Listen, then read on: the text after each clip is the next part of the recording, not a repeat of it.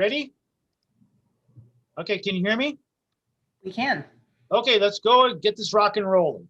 So thank you, Kate and Liz, for inviting me to speak again at this Plant Health Virtual Conference.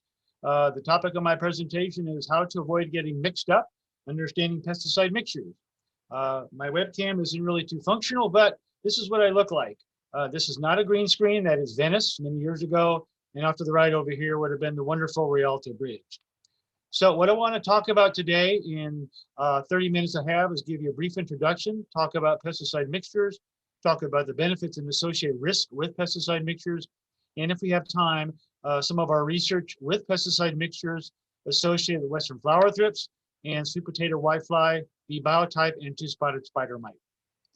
So greenhouse production systems typically involve growing a diversity of horticultural crops that includes both ornamentals and vegetables.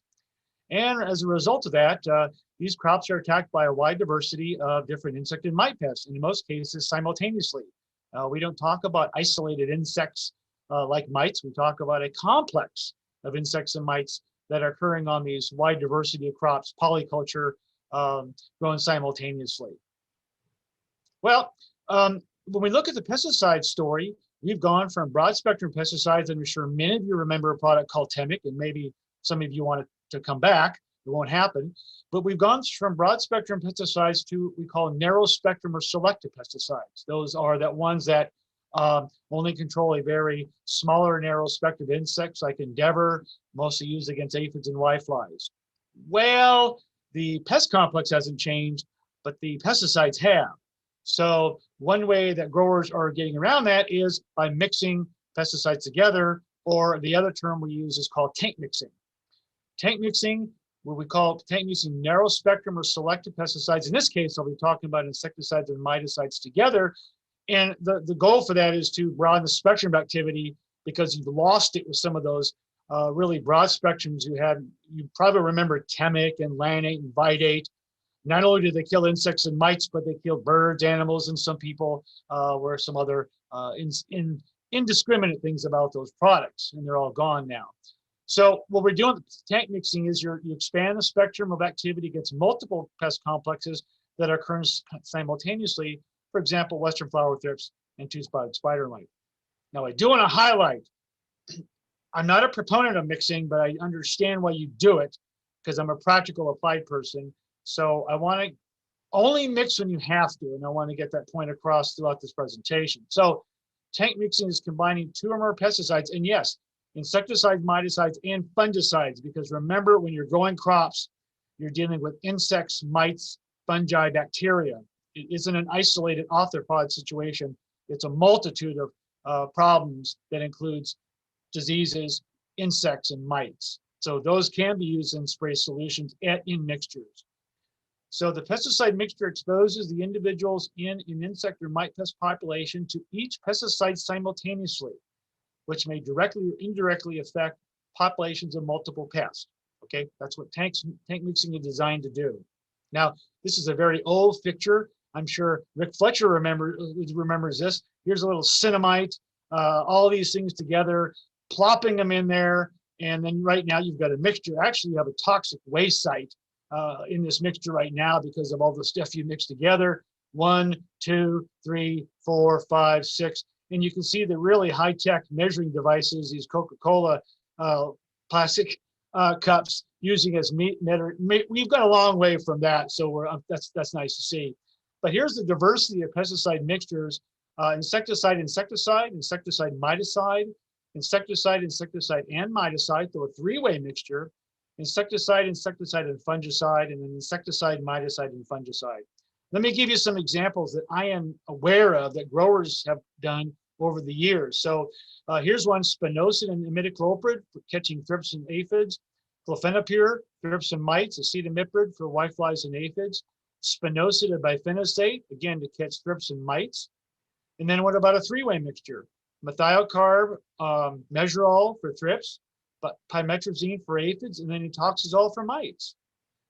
Dinetefron safari for whiteflies, clofenapyr pylon for mites, and then here's one of our fungicide mixtures: fenhexamid for botrytis, acetamiprid for mealybugs, which I'll be talking in my second presentation in detail, spironolactone for mites, and fludeoxonil for rhizoctonia. So these are actually real world mixtures that I've seen growers utilize.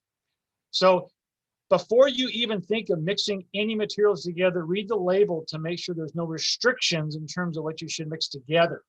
And the label should state that, okay? How many are out there read the label? I see a couple hands go up.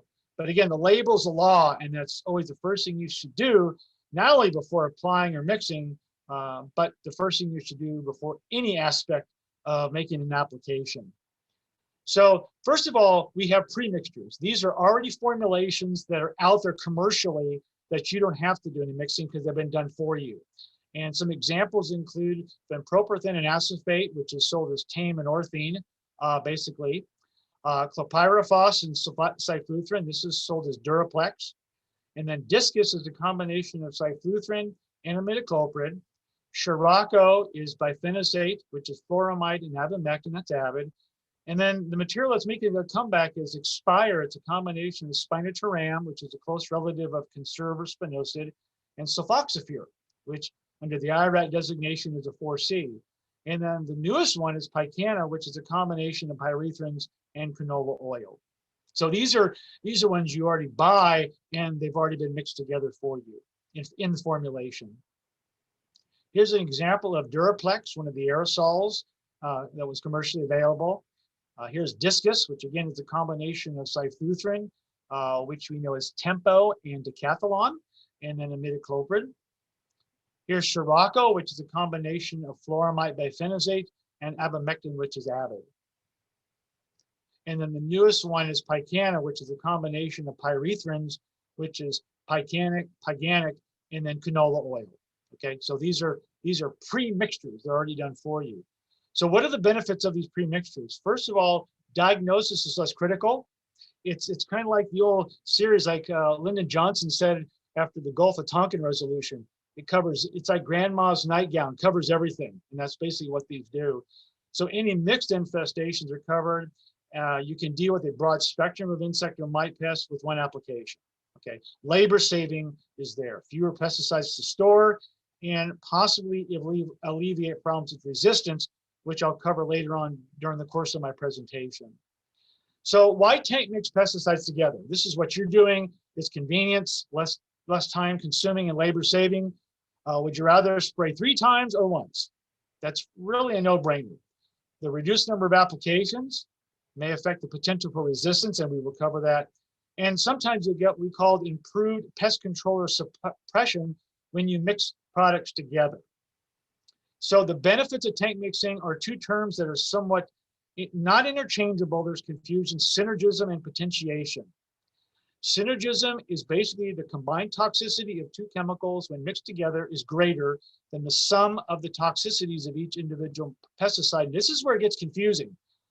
One of the chemicals has little to minimal toxicity when applied separately, okay? So that would be if you had like a synergist or something, but really the term we should be using is called potentiation. That's when the combined toxicity of 2 chemicals and mixed together is greater than the sum of the toxicities of each individual pesticide. In this case, both the chemicals may be toxic if applied separately. So what we're looking at pre-mixtures and tank mixtures, the term we should really be focusing on is potentiation. That is, the mixture is giving you higher mortality than the individual compounds by themselves. So let me give you an example. Here is the treatments are ornithine and Avid, and then the mixture. So on the y-axis is percent mortality of Western flower that's 5 days after treatment. So ornithine and then Avid by themselves, but when you mix them together, you get what we call potentiation. That is, the level of mortality from the combination is greater than the individual products by themselves. Okay, that is not synergism. This again is potentiation. Okay, one of the mixtures we recommend, because we have science behind it, is why is mixing an entomopathogenic fungus like Botanigard with an azadirachtin compound effective against Western flower thrips? Well, if you applied Botanigard by itself in the summertime, the thrips are molting, that is, they're shedding their skin, and the fungus can't penetrate through and start an infection. Azadirachtin is an ecdysone antagonist that slows the process down. So when you put those two together, the azadirachtin inhibits the molting process by blocking the hormone ecdysone. Okay, that then allows those fungal spores of Botanigarde to penetrate the cuticle and start an infection. This is an example of potentiation. Both those materials have potential efficacy or create mortality, but when you combine them together, you get higher mortality than you would if you apply them by themselves, and that's the mechanism behind that mixture. Okay, what are the risks associated with tank mixing? Antagonism, incompatibility, and plant sensitivity. Basically, antagonism is the opposite of synergism or potentiation. That is, when you put two materials together, the mortality of the insect or mypus population is reduced or reduced efficacy, okay, compared to if the materials were applied by themselves. So the combined toxicity of the two chemicals when applied together is less than the sum of the toxicities of the two chemicals when applied separately, okay? So it's the opposite of AC potentiation. Well, what about compatibility? Compatibility is a broad term, and this is from a label. And the bottom line is the compatibility. There are many factors that influence compatibility. That is the mixing of the material, allowing them to homogenize together. That's basically associated with water quality, hardness, and pH, okay? Some products will not mix together. And if you spray your crop, you'll find out the hard way through phytotoxicity that they have not mixed together. So incompatibility, physical condition that prevents pesticides from mixing properly in a spray solution due to chemical or physical nature, water impurities, water hardness, water temperature, and types of formulations. Okay, not all formulations should be mixed together. Okay, and there's information out there about those that should or should not, or the order in which they should be placed in the spraying tank if you're going to mix them together. Make sense? Joe, wake up. I see you back there. So how do you assess incompatibility? That is physical incompatibility. I'm not going to read this. This comes off a label. But the key is you need to conduct what we call a jar test. That is, mix a little together, put it in a jar, let it sit for 15 minutes, and see if it either homogenizes, which means it mixes together, or it separates. So here's an example of a little jar that we utilize. You can use like a mayonnaise jar, an empty mayonnaise jar, and be sure you're not going to reuse it for something else later on. You put it about 3/4 full, let it sit for 15 minutes, and look for either a homogeneous mixture or physical separation, layering. And so when you see incompatibility, you'll see clumping or separation. That tells you those two active ingredients or the formulations are not compatible. If you see a homogeneous mixture like milk or no separation, then the two products are compatible. Now, what this will not tell you is whether this is antagonistic or there's potentiation. It only tells you basically the information you obtain from this is the materials that you're mixing together are compatible. You got it? Okay. What about plant sensitivity? Well, what can happen when you mix different pesticides together? This is Osteospermum. This was a two-way mixture, and this is what the crop looked like. The grower was panicking, but the new growth eventually covered that or masked it. So the grower was relieved, was about to have a heart attack when he called me, but we stopped that from happening. This is what can happen if you do not do a sampling. This is what we call toast or massive phytotoxicity. I don't think you can sell those plants. When you're going to do a mixture, I cannot stress sampling about 10 plants, spraying them with the mixture, and letting it sit for about 7 days. By that 7-day period, you should get an indication if that mixture is not going to result in plant sensitivity or harm. Okay, you should do the jar test, because if it's not compatible, you know exactly. Don't even mix those two together. They're not going to work at all. Now, something to realize is that the phytotoxicity may not necessarily be due to the combination of the active ingredients, but actually the inerts, that is surfactants and carriers in the formulation. So if when you put two products together, Not only are you mixing active ingredients, but you're actually mixing surfactants, carriers together, and that could be the reason why you're getting phytotoxicity. And that's why you got to be very, very careful when you're doing pesticide mixtures or tank mixing, because you can increase the concentration of the surfactants, adjuvants, and carriers to the point that that results in phytotoxicity. Or actually, the surfactants or adjuvants may not be compatible, not necessarily the active ingredients. So what are some key tank mix guidelines? Half-life. Half-life is associated with the pH of the spray solution in regards to how long it takes for the active ingredient to degrade. You want to mix together pesticides with similar half-lives. Persistence. That refers to residual activity of the pesticide following an application, whether it be short or long-term residual activity. But you want to mix together pesticides with similar residual activity. You don't want something that's short one day and another one that's going to last 2 weeks, because you're exposing that pest population to the one that lasts about 2 weeks. And really, really critical is mode of action. And a mode of action is how a pesticide affects the metabolic or physiological processes of an insect or mite pest. You want to mix together pesticides with different modes of action. I cannot stress that enough. So what about tank mixing and resistance? There's a lot of conflicts, a lot of discrepancies on this, but let me give you the up-to-date information. The mechanisms. Insects and mites have mechanisms for resistance, whether they be metabolic or physiological. So the mechanisms required to resist pesticide mixtures may not be widespread or exist in the insect or mite pest population. Consequently, it may be difficult for individuals in the population to develop resistance to several modes of action simultaneously.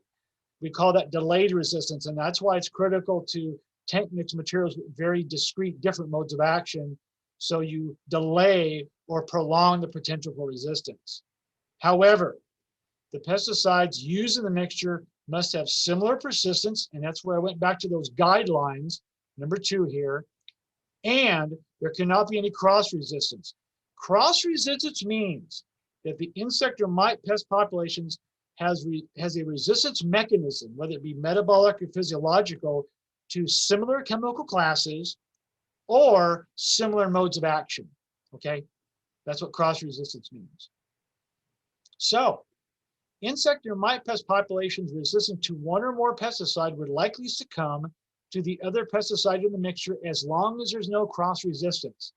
And again, that's why it's critical to mix materials with 2 very discrete modes of action. Pesticide mixtures may actually increase the rate of resistance to both active ingredients if the insect or mite pest populations contain more than one resistance mechanism. Now, you cannot control for this, but let's say a western flower thist population has both metabolic and physiological resistance. That may allow them to develop resistance to 2 different modes of action, okay? And that's really important to understand that actually tank mixing can exacerbate the prospects of resistance. So if you're having trouble with insomnia, here's a publication I developed on pesticide mixtures and rotations. Are they viable resistance mitigating strategies? So there's more detailed information regarding that. So what are the reasons, or why are you mixing pesticides together? We've talked about that, but the goal is you want to develop pesticide mixtures that are based on each mode of action of the pesticide and the developmental target life stage, whether it be eggs, larvae, nymphs, or adults. Okay, here's a publication I developed on getting mixed up our greenhouse producers adopting appropriate pesticide mixtures to manage arthropod pests. Okay, so out of that survey I did for this, we obtained a listing of the types of mixtures growers are doing.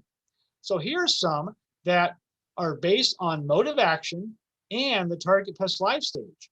So TriStar and Safari is not a mixture because they're both neonicotinoids. Avid and Conserve is not a good pesticide mixture because they share a common mode of action. Avid and Novato, formerly Ovation, is a good one because different modes of action and it targets different life stages of spider mites. Talus and Pedestal is not a good mixture because both of those are insect growth regulators, but they're both are chitin synthesis inhibitors, so they have the same mode of action. Shuttle and Sand Mite, no, they're both mitochondria electron transport inhibitors, MEDI inhibitors, so they have the same mode of action. Conservin floramide, yes, different modes of action. Pylon and Endeavor, yes, different modes of action. Orthene and Mesurol, no, they're both one's an organophosphate, one's a carbamate, yes, different chemical classes, but the same mode of action. They're acetylcholinesterase inhibitors, okay? So here's some examples of ones you would not use and ones that you could mix together. So when we look at the miticides, this is a very complicated chart, but the bottom line I want to get across is, although we have 14 miticides, we only have 6 different modes of action. 6 of those are mitochondrial electron transport inhibitors, and not all of them are going to work on all the spider mite life stages. So again, when you're looking at mixing products together, you pay attention to mode of action and the target life stage. Okay? Let's move on to some research. We did some work with Western flower thrips, the first study, and the second one looking at spider mites and whiteflies. What happens when you tank mix different pesticides together in terms of efficacy? That was our hypothesis or our objective. And the first one is Western flower thrips. I love that image. Just beautiful from an entomological standpoint, that is. So we looked at spinosad, floramite, avid, and marathon 2. And this was done in a greenhouse with cut Gerber daisies. We also did lab studies I can't present. And then we would take the cut flowers and count the number of live and dead Western flower thrips. So the data I'm going to show you is very limited. But when we look at the number of Western flower thrips alive, what was really interesting was here's spinosad by itself, but all of the mixtures did not have any antagonistic activity with spinosad. And that's good. Okay, that's what we want to see. So the bottom line is that the pesticide mixtures of spinosad with any of the other materials we looked at did not affect the ability of spinosad to control Western flower thrips. That's the good news. However, we do not know how these pesticide mixtures impact control of two-spotted spider mite, whiteflies, and aphids. Well, science is never settled. So we moved on to our next study, and that is if you're dealing with 2 pests simultaneously, what's the impact of mixing materials together? So we looked at another study where we looked at sweet potato whitefly, 2-spotted spider mite, and the materials we tested were 2 whitefly materials, Talus and Tristar, and 2 mite materials, Pylon and Floramite. And I can't go, this was a greenhouse study, a realistic study, and I can't go through all of the experimental procedures because of time, but this is the data. So on whitefly, percent mortality on the y-axis, the key thing we saw was that most of the mixtures, not all of them, did not result in antagonism. When you mix, even the 3-way mixtures resulted in pretty good mortality, pretty good, not very scientific, but resulted in sufficient mortality of the whitefly. When we looked at spider mites, it was very encouraging. Here is Talus, cetamiprid, which doesn't have any mite activity, but all of the mixtures were very similar in terms of mortality as the individual compounds. Okay, so that was good news. So the bottom line out of the study, most of the mixtures associated with Talus, Tristar, Pylon, and Floramite did not affect control based on percent mortality of either the sweet potato whitefly or the 2-spotted spider mite. That's the good news. However, the Talus, Pylon, and Tristar, Pylon, and Floramite mixtures, there may have been something going on. We didn't pursue beyond that, but there was a reduction in the level of mortality, resulting in about less than 38%. So there might have been some antagonism and compatibility occurring there as a result of those mixtures. So, key points regarding pesticide mixtures. Read the label. How many read the label? Fewer hands went up, I wonder why. To determine which pesticides should not be mixed together, the label will say that. I read labels all the time. They're not quite aphrodisiacs, but they're great material. Conduct a jar test. Test a pesticide mixture on a small sample of plants, about 10, and then wait 7 to 10 days. Keep records of those pesticide mixtures that are and are not harmful to plants. Okay? And then develop pesticide mixtures that make sense based on different modes of action and different life stages of the insect or mite pest. Okay? Make sense? Well, for additional reading, I developed an extension publication in 2012 on pesticide mixtures. And there is the website that you can download that publication. Okay, so that's all I have. And I wanted to leave time for questions, and I think I did. So thank you for your attention. Joe, will you wake up? I hope you all learned something. And with that, I'd be more than willing to address any questions. Thank you very much. Okay, thank you so much, Ray. That was a great presentation. I hope everyone learned a lot. We do have just a couple of questions here. First question is, can you please clarify potentiation and why or how that happens? Okay, that's a really good question regarding potentiation. Then remember, potentiation is when you mix together two individual products and you get enhanced efficacy.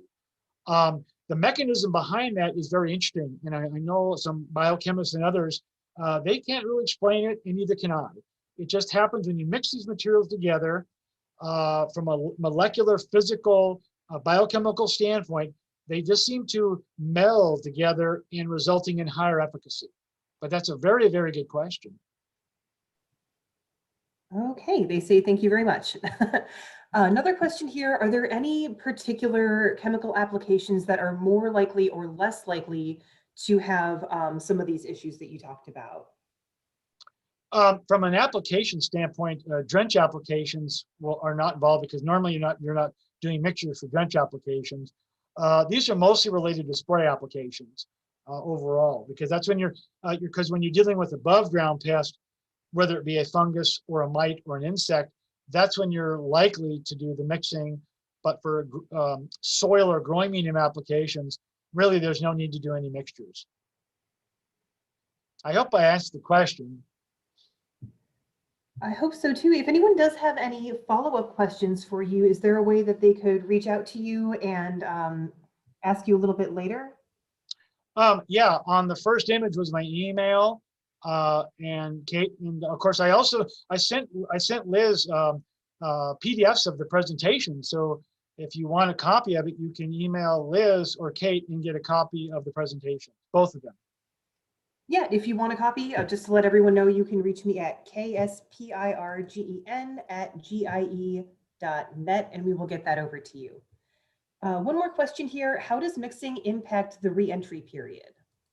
That's a good question. And when you're doing pesticide mixtures, you always go with the longest re-entry period. If you mix one that has 4 and one that 12, you got to abide by the longer one, the 12-hour REI.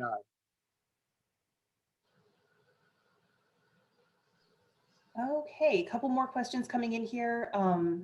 In hydroponic systems, there are some pesticides that are mixed with fertilizers, and then that gets into the drip irrigation system. Do you have any thoughts or tips on that? Yeah, I understand that occurs for fertilizers and things. And really, I wonder how those are interacting. I just don't know if the company, I like to ask the company, did you test that for compatibility and everything else? But, you know, in terms of let me take it from the standpoint of efficacy on insect or mite pest, we really don't know. We really have only in our studies looked at fungicides, insecticides, and miticides, and have not gone another step looking at when you mix fertilizers together, will you get antagonism, or, you know, I don't know how the fertilizer would result in potentiation, but we really don't know how those materials are going to interact. Gotcha. Okay, well, that is all for questions, unless anyone wants to send anything in real quick, but it looks like we're going to wrap this up. So thank you so much, Ray. Really appreciate you joining us, and we will see you again in a little bit. Okay, thank you, Kate. I'll be back. Sounds good. All right. Now I would like to introduce Rick Fletcher. He's the Technical Services Manager for New Farm. Rick joined New Farm Americas in January of 2013 in the role of Technical Services Manager for Turf and Ornamentals. He is a part of an integrated team responsible for all aspects of product research and development and field technical support for the turf and ornamental business development section. Prior to New Farm, Rick served as Director of Product Development for Cleary Chemical Corporation and as Regional Technical Manager for TruGreen, totaling more than 35 years of experience in the turf and ornamental markets. So thank you for joining us, Rick. Very good. Thank you for having me. Can you hear me all right? Yes, we can. Very good. And you can see the screen, I hope. Well, very good. Well, I'm going to get started, and thank you so much for the opportunity to be here. And New Farm's very happy to support this endeavor today. So I'm going to start off with just some things that many of you have probably had some premonition of New Farm, but we've done a lot in the last few years. And if you really take a hard look at things from where we've started back with some of our early product acquisitions and moving through, and I come over from 20 plus years at Cleary through market merger agreements with Valent, our product line has really grown, and we've spent a lot of time and effort advancing materials and bringing new materials to market. I'm going to talk about several of those today, and those are going to concentrate on the Sperato and the Minx product, and then on the Engulf product that we've recently brought into the industry. So for Sperato is a fungicidal product. We've designed this both as a spray and as a drench material. It is a water-based formulation, which does help us with plant safety. And it's really focused in on several of the key diseases. As a soil application, it's really going to be one of those tools that you use in Rhizoctonia and Thalabiopsis management as a drench. And of course, it goes hand in hand with a standard of 3336 with thiophanate methyl as that rotational partner for those key diseases.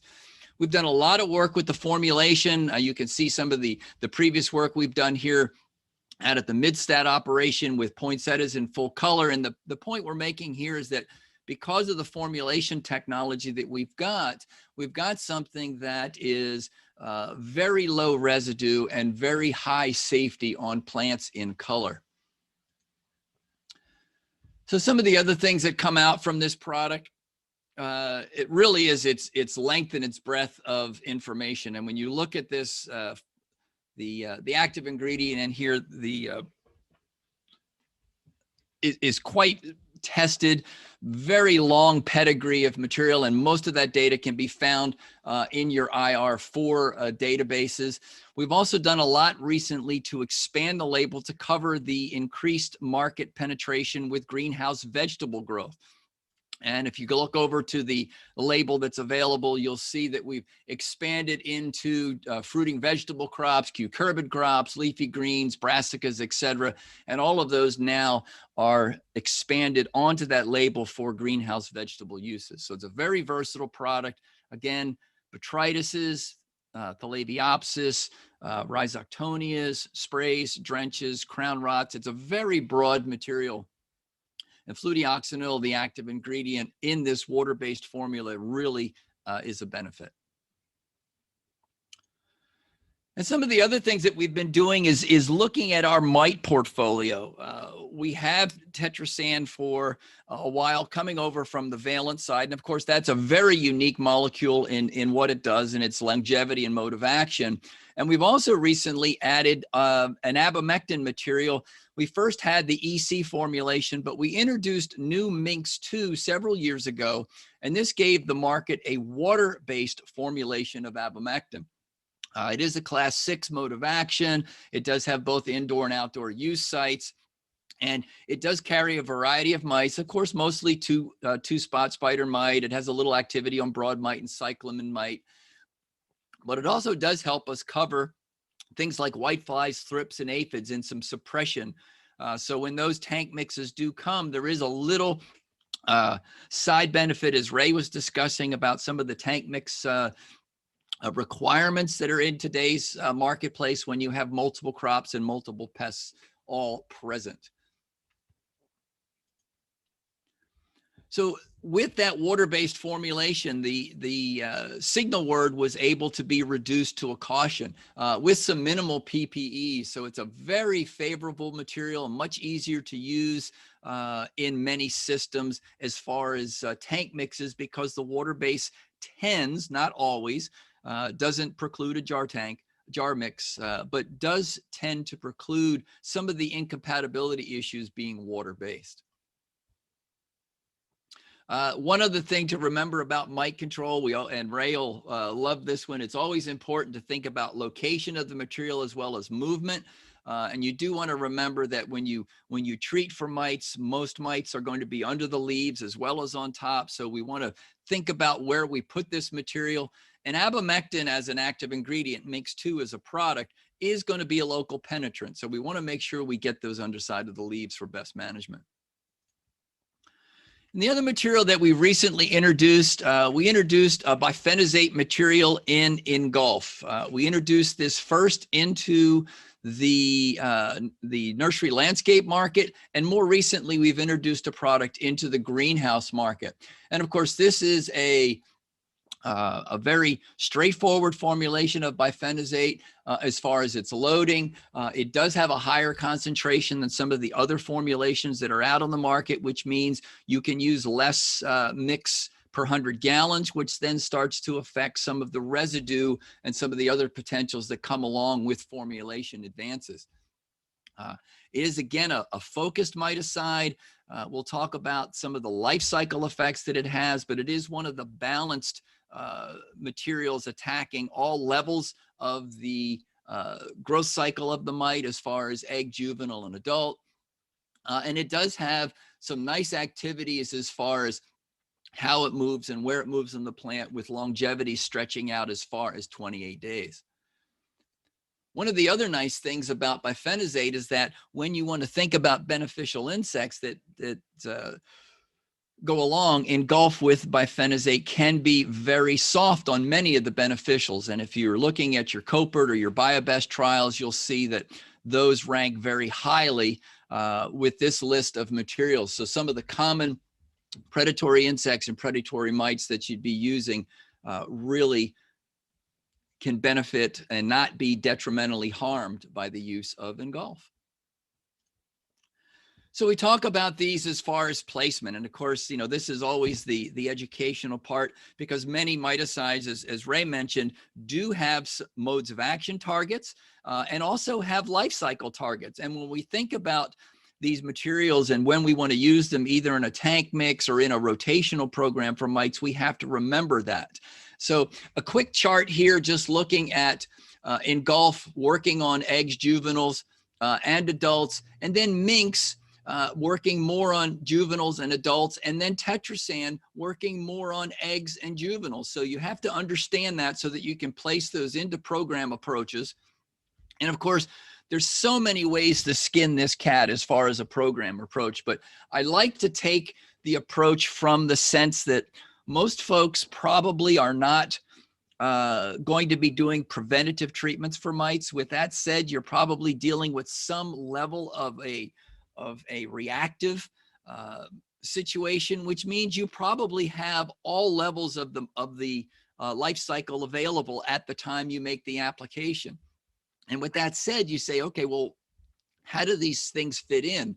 And I like to think about this as far as modes of action and life cycle attacks. I talked about minks working mostly on juveniles and adults, but not eggs. And then tetrasan, very slow acting material, but working on eggs and juveniles. So if you lump those together, you can now cross over life cycles. You can start crossing over modes of action, and you start to look at what you get with longevities. And a very simple program might look like this, where the first application is a tank mix, 2-week longevity, 6-week longevity. And then when you come back in here in week 3 with Engulf, I can now get my longevity windows to overlap for that full 6-week window.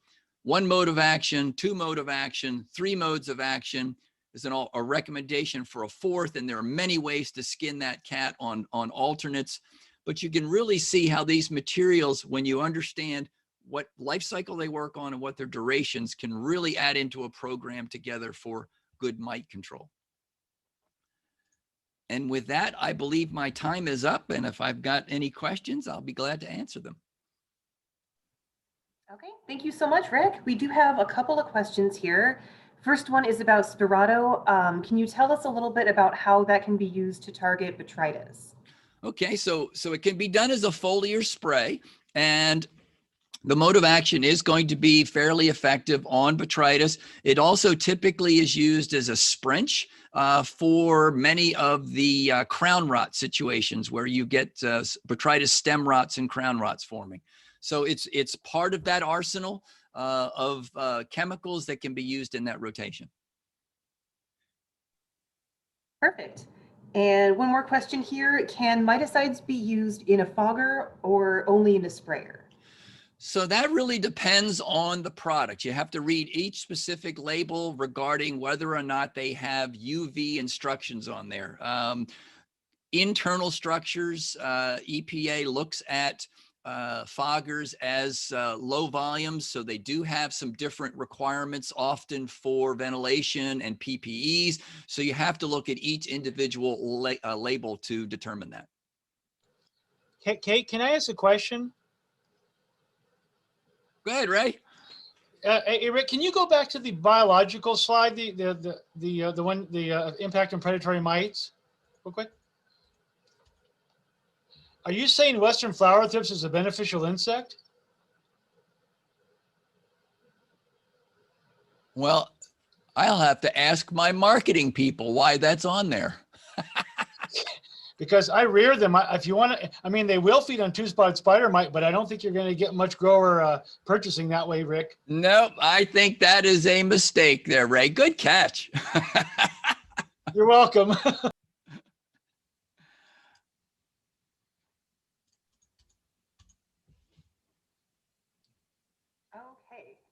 We have one more question here. How many days of residual control can you expect from Spirato? So Spirato is going to be probably a 2 to 3 week product. Sometimes you can get a month out of it. It really depends on several of the situations that you run into with media and watering. As far as flush through, it's not a very high solubility material, so it tends not to leach out the bottom of soil or pots. But typically, I would tell you to think of it as a 2 to 3 week product. Okay, and we have time for just one more. Is Spirato effective on whiteflies on kale leaves? Spirato? Spirato is a fungicide. All right. Well, we will let this guy know that. Yes. Perfect. Okay. Well, thank you so much for joining us. Really appreciate it. And we will hopefully see you at the next one. Very good. Thank you so much.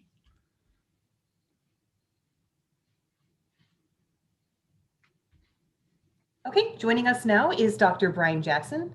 Brian is an associate professor and director of the Horticultural Substrates Laboratory at NC State University. He has studied and researched horticultural substrates since 2003, with a primary emphasis on the engineering, characterization, and utilization of wood and bark-based materials. In this presentation, Brian's going to provide some guidance on choosing the right substrates and substrate suppliers, providing an overview of different categories of substrates, including those that are suitable for organic production, young plant production, and long-term crop production, among others. He's also going to briefly discuss substrate sustainability, regional and local products, and what the substrate manufacturers are doing to ensure substrate supplies and quality. So he's also going to be touching on a few pointers on how to select substrate suppliers that best offer the products and services that you need for your business. So take it away, Brian. Awesome, Kate. I should have went back and read the description before I put this together. No, you did actually cover what I'm going to talk about. So I am thrilled. I must say that when Kate extended the invitation to me, I toyed with her. I toyed with her a bit and didn't respond for 5 minutes just to keep her on her toes as to whether I would say yes. But of course, I was thrilled to say yes to do this. So if insects, and Raymond always does such an excellent job, and I'm kind of in a Raymond Cloyd sandwich today with substrates in the middle of his talks, from bugs to substrates. Now, talk about a scintillating afternoon on a beautiful sunny day, maybe in Florida, I don't know, but it's certainly not here. But that being said, I've got several things on the agenda today for the next 30 minutes or so. And as is typically my MO, I will go quickly. Kind of covering things from a broad 20-foot, 1,000 perspective view, hopefully inciting some ideas or to get you thinking about some things. But of course, I can always be reached for additional information, contact or share additional resources, okay? So just a blurb about really quickly substrate types as we kind of get into the discussion of selecting them for various operations or different crop cycles. A few points of interest. I'm going to take the opportunity as an educator to share a few points to ponder with you about general substrate realm of activities and concepts. And then I'm going to go through some of the criteria that I think is important for growers to consider, especially young growers, but even novice experienced growers, to always step back and think, what are some of the things that could go into choosing different materials, and maybe even more importantly, about developing a relationship with a certain supplier, and how do you go through the numerous suppliers that are available in the market today. How do you find the best one, or ones, you can have more than one, that's suitable for you and for your operation? And then at the end, I'll touch on also kind of more from an educational perspective, a bit about what we're projecting for global substrate demand and how that may impact you right now. And especially that's true if you have found substrate shortages or a delay in delivery as it relates to some of the pandemic related issues. Okay, so types of substrates, and there are a lot to choose from, and the list of product development from many companies continues to expand, and a lot of that comes from innovation and research and new products and new materials, in addition to existing materials and the combination of them, plus new and developing cropping systems that require or need different substrates to best perform in those systems. So there's a lot to choose from. If you just take a look, and this is one of the things that greenhouse management does every year, is a growing media report, and this happens to be from 2 years ago. But the point is there's still a lot of materials that folks are using, and this list, of course, is not fully comprehensive, but it does include the most common ones. Okay, we're not going to go through all of those today, but the typical organic materials, of course, peat moss is still king. It's the Rolls Royce of substrates, both in volume and in a lot of the properties that it offers. Coconut coir and coconut coir products. There's a lot of different coconut materials, not just the fibrous coir product. Of course, bark, wood fiber, rice hulls is used quite a bit. And then I mentioned compost there, just as it is quite prevalent in a lot of systems, not just commercial pre-mixed or pre-made delivered systems, but also in growers who are making or blending their own using some compost material. So I certainly want to add that into the mix. And then, of course, organics. Now, there's always a combination of whether organics and inorganics are used together, or whether it's more of a hydroponic or hybrid system that more inorganics are utilized for vegetable cropping systems, for example. There's a lot of different uses or potential uses, whether it's organic or inorganic, but these primarily cover, I think, the just perlite, vermiculite, rock wool, or stone wool, two different yet similar kind of products, grow stones, pumice, and then, of course, clay pebbles within that. Okay, so just a bit of a soapbox / tangent, but it's aimed to get us thinking about some of the things that I hear, either misconceptions or things that I could offer a bit of clarity and perspective and opinion about. Okay, as it relates to physical properties, and that's something that is extraordinarily important in making a decision about either doing it yourself or working with your supplier to develop a mix that's right for you. But one thing just to think about, physical properties do not come with substrate components, unlike the chemical properties of them. The EC and the pH, those are yours once you buy that product, all right? But the physical properties don't just automatically come about. And what do I mean by that? When you've got a multi-component mix, 2 or 3 different components being put together, the properties of the individual components, they really don't matter, because you really can't predict or project or extrapolate what your end physical properties are going to be just based on what the properties of your inputs are. Okay, I'll give you an example in just a second as to what I mean by that.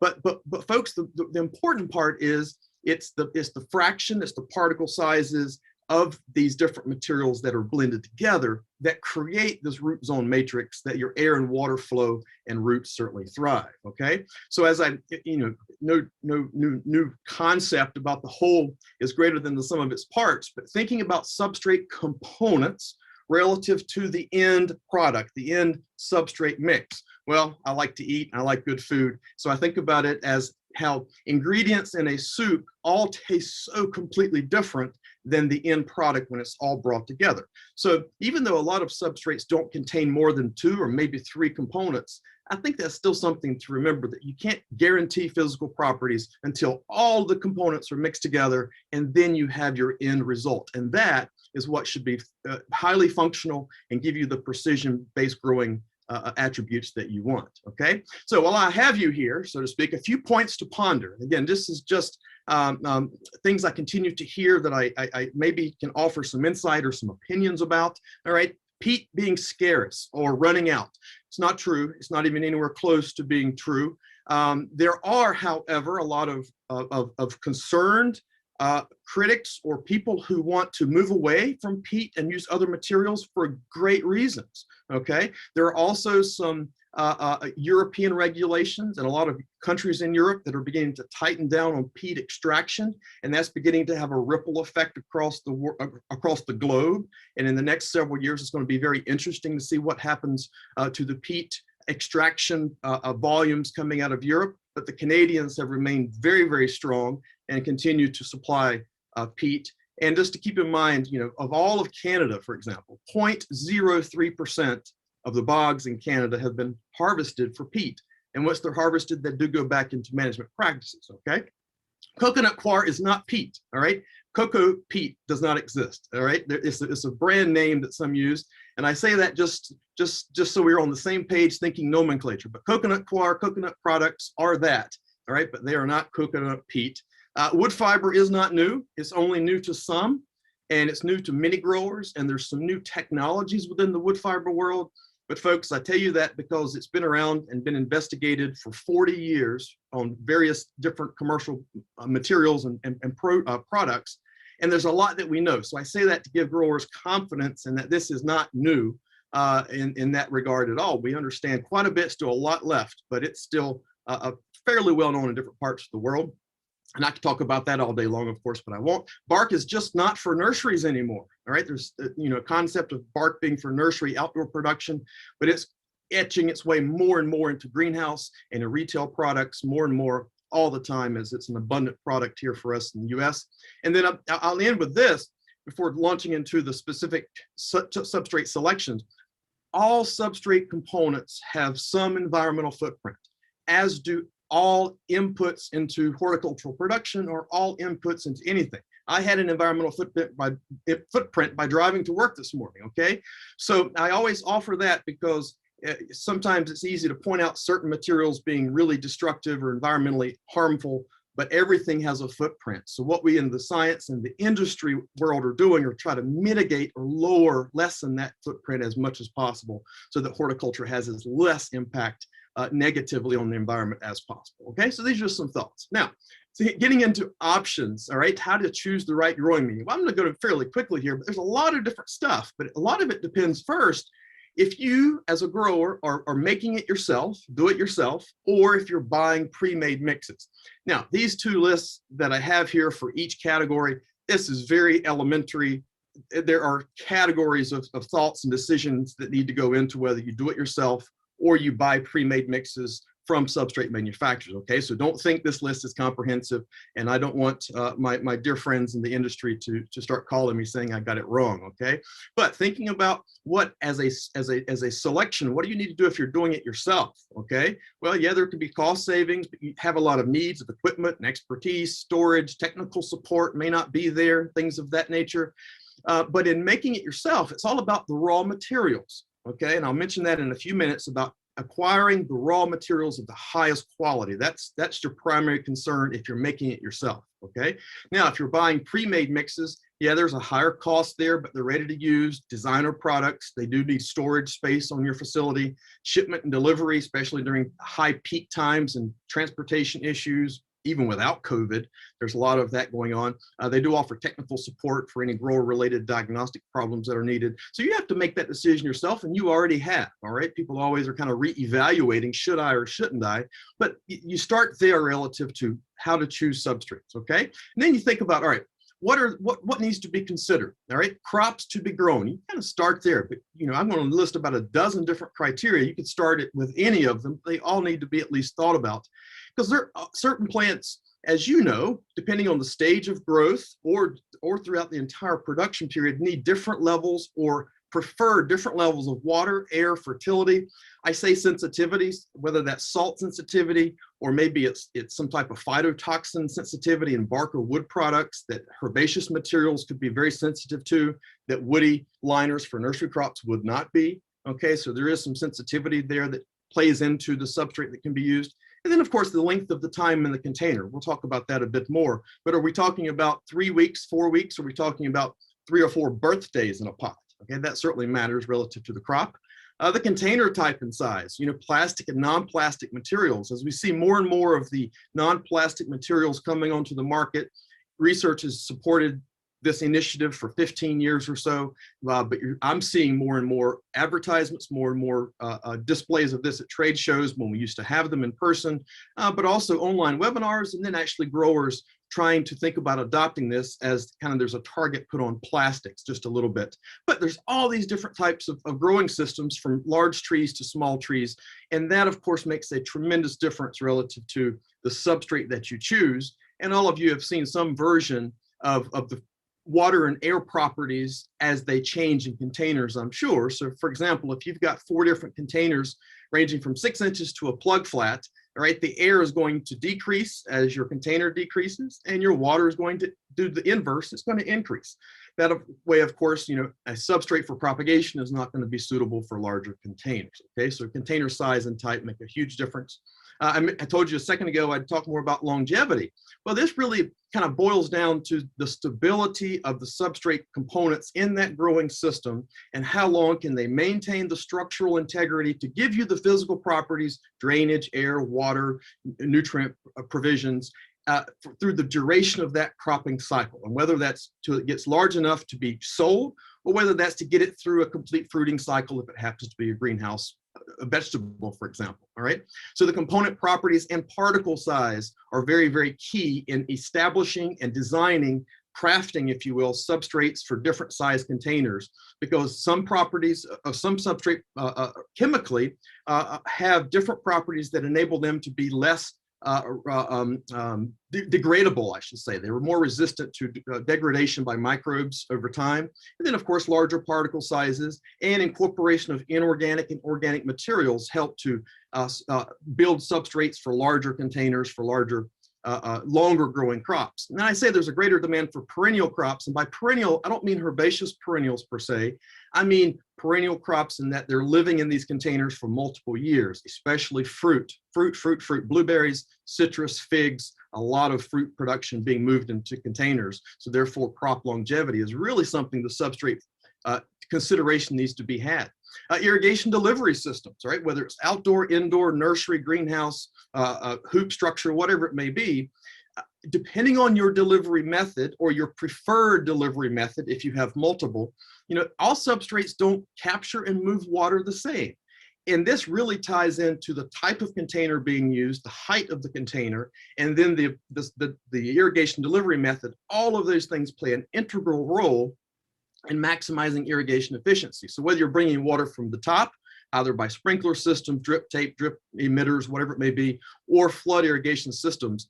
And that's one of the things we do a lot in our lab is more recently is to understand substrate properties and how they wick water up and then move it laterally in larger containers as well. So keep that in mind. Irrigation systems, container type, matching the substrate to those two are very, very critical. Indoors of course, thinking of outdoor production like nursery production or perennial production. One of the reasons why bark has been utilized so heavily since the 1970s and 80s is because it drains. So when you go through periods of monsoon-like weather, then those outdoor crops do not drown, okay?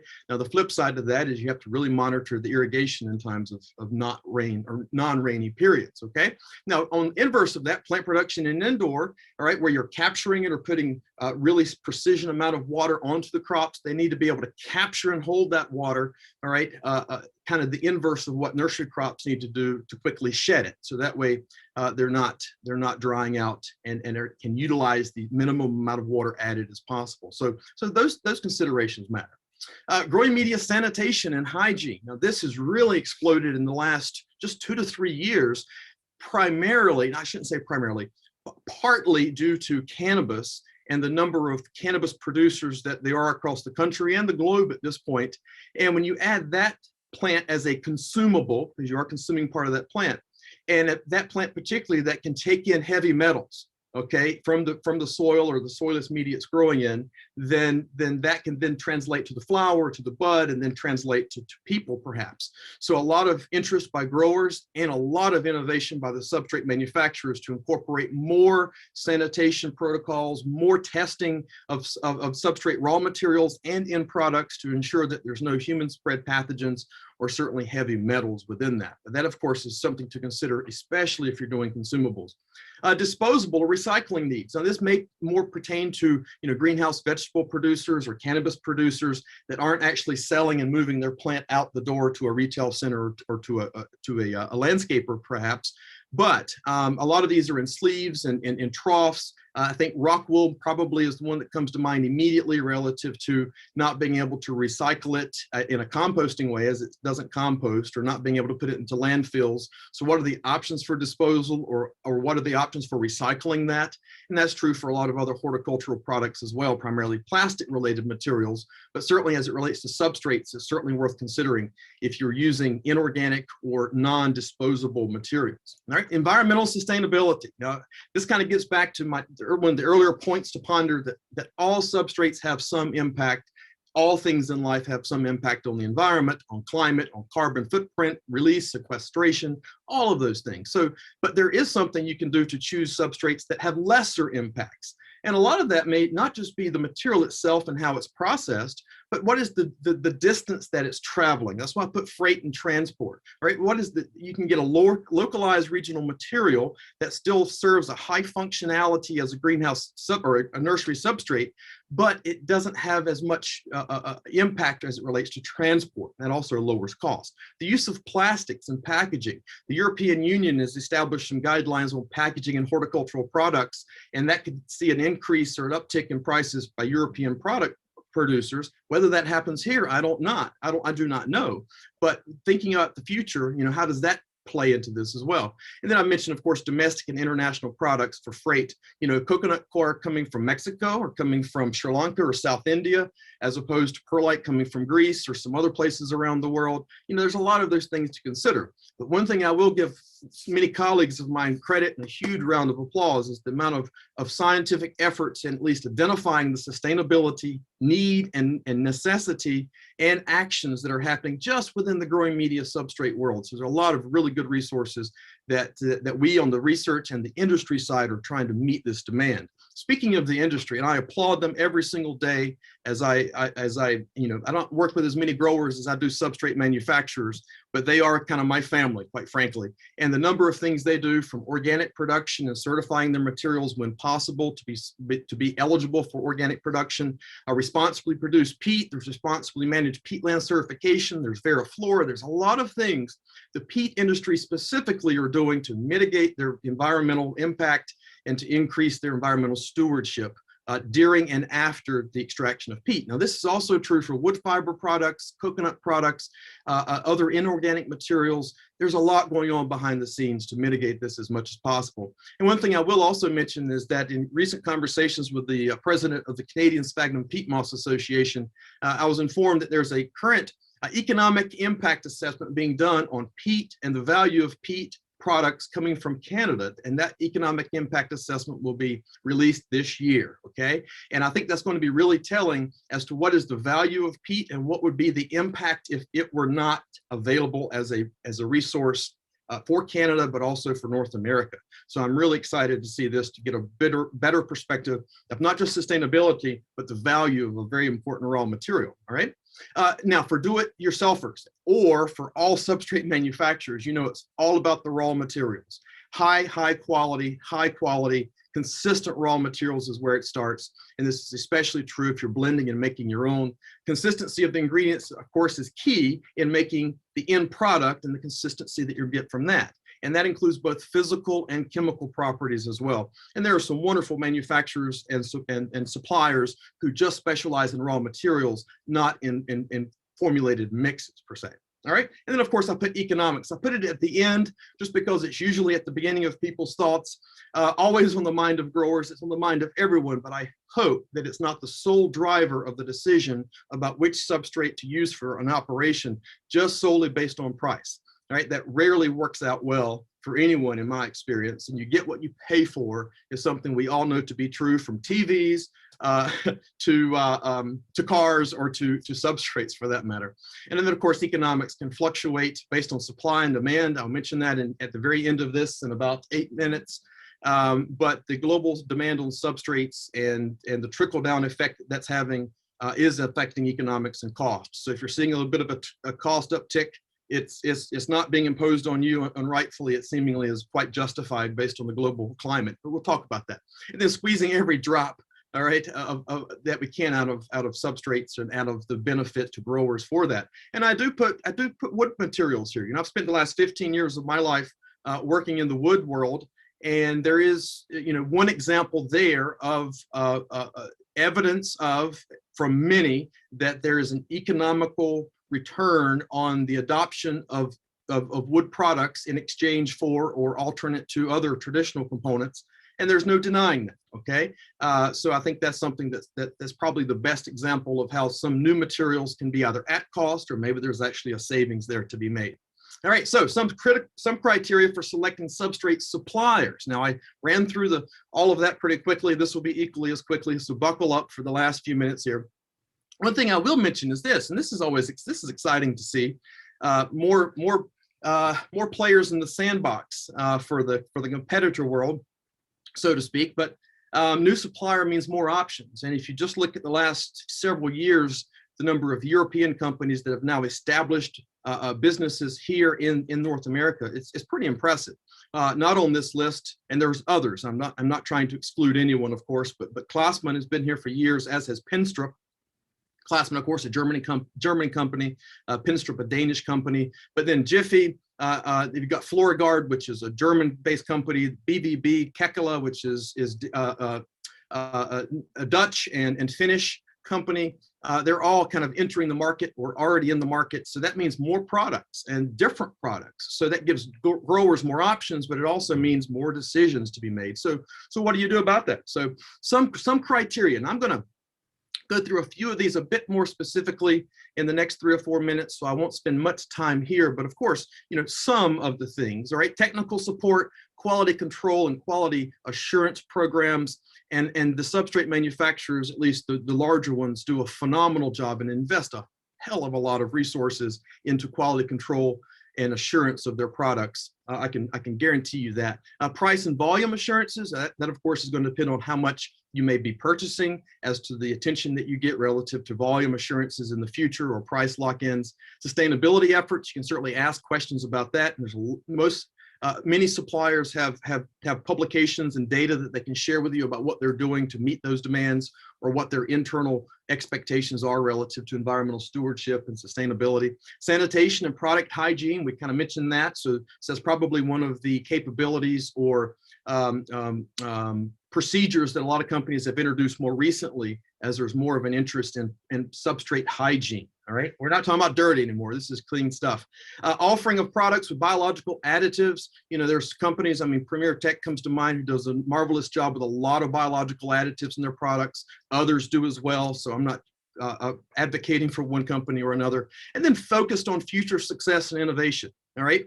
When you visit and you talk to these suppliers, are they thinking about the future? Are they introducing new products? Are they expanding their growth or their resource and research capabilities? Do you see them at grower talks and meetings? You know, what is their future outlook? And the future is very bright. All right. So they should all be doing this. Now, a few other specifics. Product testing. Now, this is most often, I should say, many times done at substrate suppliers in-house. All right, now, and I've seen this in very small bark suppliers, pine bark substrate suppliers who only have a small outdoor trailer as their office, but they still have a setup to do physical properties.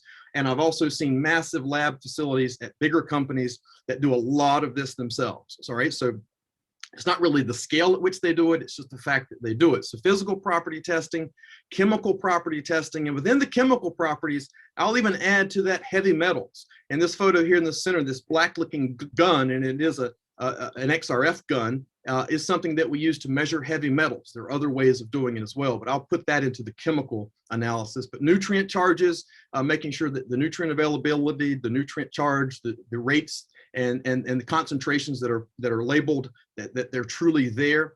Grow trials. A lot of substrate companies have greenhouses, small or large, sophisticated or not, it doesn't matter. You can see those if you ever visit these facilities. But I would say this: if you visit a supplier and they don't have that, don't assume that they're not doing this, because I know that there are many substrate suppliers, large and some many small, that outsource their testing. All right, that's one of the things my lab does a lot of is this type testing to assure quality control and assurance. All right. One of the other things you can ask about, and this is certainly good for insurance purposes, if you are buying a pre-blended mix from a substrate supplier, is most of them will keep supplies, keep subsamples of all of the samples that they produce, and they keep it for 1 year to maybe 18 months. And in case there's an incident at a grower, they can come back and go right back to the source of that product that was shipped, and then they can retest it and figure out what the diagnostic problem is that the grower is having. All right, that's one of the huge benefits there. Education and resources. Online substrate calculators to estimate volume needs, that's not uncommon. Resource portals with updated research and data, navigable and informative websites. All websites are not navigable, and all websites are not very informative without a lot of digging. All right, so is it easy to access? All right, do you have access to product data or growth trials, either that's publicly available, or if you ask a sales rep or a technical support person for it? And then, my goodness, especially in the virtual world of the past year and moving forward, workshops, summits, colleges, knowledge centers. There's a lot of efforts that substrate companies are putting into educating their clients or new clients. And again, I'm not picking and choosing or preferring companies. I'm just listing 4 here that I've participated in myself in the last few weeks, or that just came across my screen that were being offered this week. Okay, so there's a lot going on for educating. And then ask to visit. And I'll kind of end with this for the most part, but especially if you've built a relationship with the substrate supplier, ask to visit their location if that's possible. All right. Now, I don't think that may happen if you're only going to buy, 15, 2 cubic yard bags of soil per year. I don't think that may work. But if you've got an operation and long-term relationships with the company, ask to visit and then see what they're doing and ask questions. And you'll learn so much about how your substrates are produced. And I bet your perspective will also change for that. And it gives them the supplier one-on-one time with you to build that relationship, figure out what your needs are, and then better understand how they can better help you. All right. So when you're there, for example, at a bark supplier, and a lot of nursery growers never visit the bark supplier that gives them their substrate. And same thing's true for even large greenhouses have never visited the supplier. Go visit. All right, go visit. Now, I may get some phone calls in a few minutes from my supplier folks, but what do you look for if you go to a bark manufacturer, bark supplier? Well, pile turning. How tall are the piles? Are they managing them? Are they turning them monthly? Are they checking the temperature? Are they adding water when needed? Do you see mycelium bands through the piles? All kind of things to ask. All right, look for weeds. Do you see weeds all the way around? Not just in the drainage ditches, but here on the left, on the substrate piles themselves, or any stored bags. Do you see weeds in the materials? That's not good. Proper storage. All substrate materials do not need to be stored outdoors, nor do they need to be stored dry. Okay, so I'll make that point. But do they have proper facilities to produce and to manage and to store their their products, which means when they get to you, they're likely to be more consistent and good. And not everyone can do everything. And I use the example that could be components, that can be mixes, it can be additives. I use the example of orchid mixes. All right, orchids, of course, have exploded in production volume in the United States in the past decade, and orchids rely on a very, very specifically produced particle substrate for that production. And quite frankly, not all substrate suppliers can make that specific product. They don't have the right tools, expertise, machinery, whatever it may be. But not everyone can do everything, all right? So some substrate suppliers specialize in certain things better than others. And then lastly, the personal touch. Build and maintain relationships. Partnerships can provide long-term supply and security assurance, and that certainly means a lot to me. And take the time to do this, not just the cheapest one, all right? Choose a supplier over a product. I was taught that 15 years ago, and I continue to believe that's true. And I hope that price is not the driving factor behind every substrate choice that you make, because there's so many more important things. And then lastly, to give you some idea of why I'm thinking about the future so much, why I'm so hyped and mentioning the challenges and opportunities of the future, based on work about 3 years ago from my dear friend Chris Block from Wageningen University in the Netherlands. He released a projection, all right? And I'm looking forward to how this continues to develop. And there's a lot on this table. You don't have to worry about that, but the projected volume of substrates globally is 67 million cubic meters 3 years ago, expected to go to 280 plus just in the next 30 years, which is almost a 250% increase. There's a lot of soilless culture plants being grown today, and there's a lot of expansion in food systems and all different types of systems.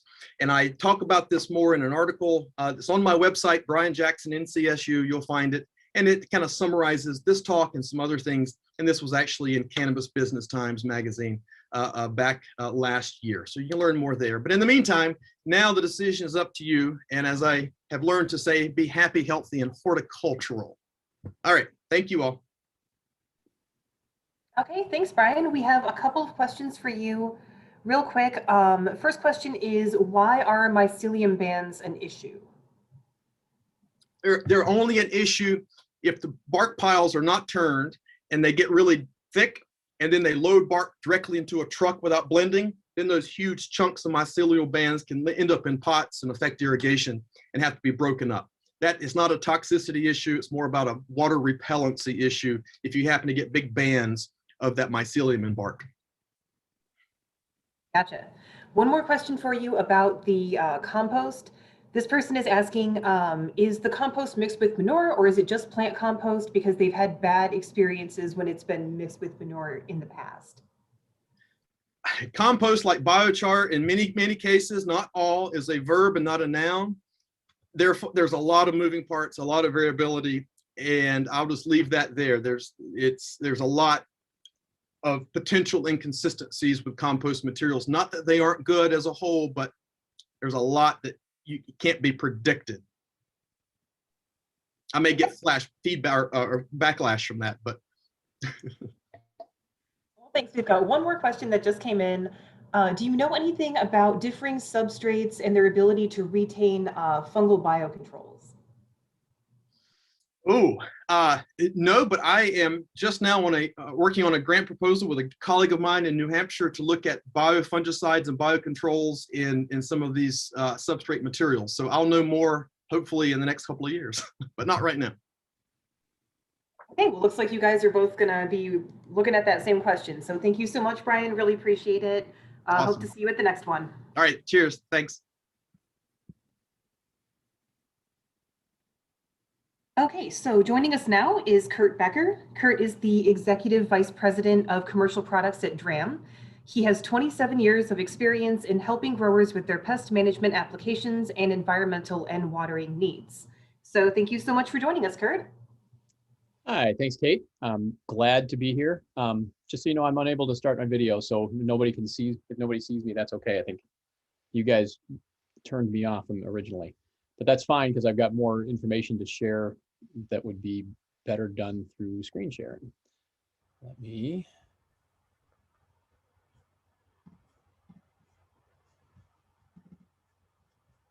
Okay. All right. Really happy to be sponsoring this conference again this year. Plant health is a very important topic, and it's nice to get together with people, even if it's not face-to-face.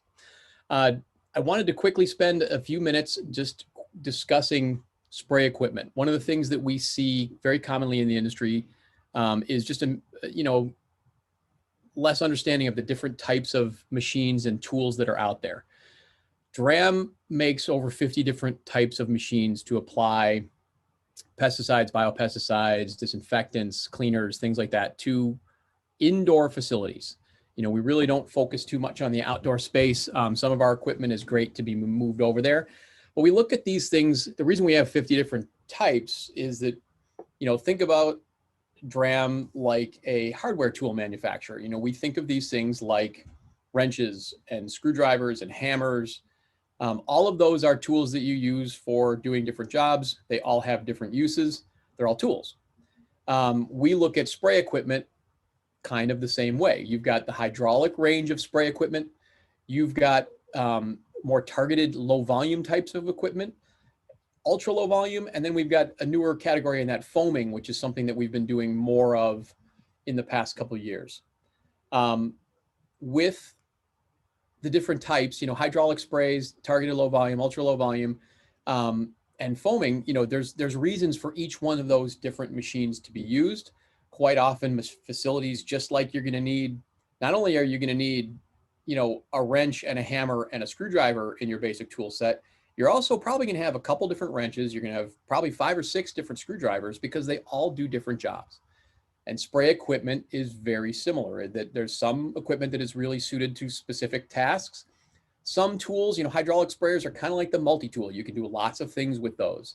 Targeted low volume gives you certain flexibilities. Ultra low volume, is probably more about a labor savings and a whole space treatment thing. So going through those different types of equipment, basically when we look at hydraulic sprayers, this is the standard machine that everybody in the industry is fairly well versed in. You're talking about hydraulic, wet sprays. You're going out and you're spraying the plant. You can see visible evidence that you were there. Often though, we see that sometimes that evidence is a little bit too wet. You may need to, one of the common things we coach people with in the industry is that maybe your spray doesn't have to be as high a volume as it starts at. Using lower volumes with hydraulic sprays can be useful. These types of machines are typically, you're directing the spray at the plant. You're trying to get to certain areas of the plant or the whole plant, but the goal is to try and cover your targeted area with a directed spray. In this case, we're dealing with droplets that are typically more than 100 microns. And a lot of times I'll do, an extension of this talk where we talk about particle size. A real quick primer on that. Your hair is about 100 microns. So with this, we're talking about droplets that are bigger than that. When we start talking about droplets that are smaller with the other types of equipment, the difference is that you're having more surface area covered with typically less liquid. And that's just because you're taking that droplet and you're breaking it, the liquid, and you're breaking it into finer and finer pieces so that when they land, they can cover more surface area. Other advantages, hydraulic sprayers can typically, potentially drench. They can do multiple things. When you're looking at hydraulic equipment, it's really important, to have a variety of flow rates and spray pressures available to you because these types of equipment, like I said, might be used for different jobs. You may be trying to spot spray an area, in which case a really heavy wet spray is going to cause a lot of overspray. So you may want to dial back the volume, dial back the pressure so that there's not as much overspray. So flexibility in the equipment in these kinds of equipment is key. One of the things that we really like to promote with these types of equipment is you want to look for, especially in greenhouses where we're trying to spray somewhat of a distance, we look for spray patterns that have forward momentum, trying to get some distance out of the spray. So you can see you're getting, with some of the equipment that we do, the finest spray pattern goes forward. And our goal with that is trying to get some distance with still having a very, very fine droplet so you get better coverage. Targeted low volume is kind of a hybrid between ultra low volume that we'll discuss in a minute and hydraulic spraying, in that you are aiming it. We're still putting the spray in a directed area. Droplets are typically smaller than 100 microns though. So they're smaller than your hair. And the intent of that is we want to be able to direct them. So if I get too small of a droplet, the droplets float around more, they drift. With a droplet that's in the 50 to 60 micron range, I can aim it, but still get some of the benefits of low volume, which is better surface area coverage, less liquid as a result. Generally, that means that you can do a faster job. There's less wetness on the surface. So really nice for things like fungicides and stuff where we don't want to add too much moisture to the problem. There's very little visible residue with this. So training with this type of equipment is a little bit different than hydraulic. Hydraulic, you can spray and you see what you sprayed.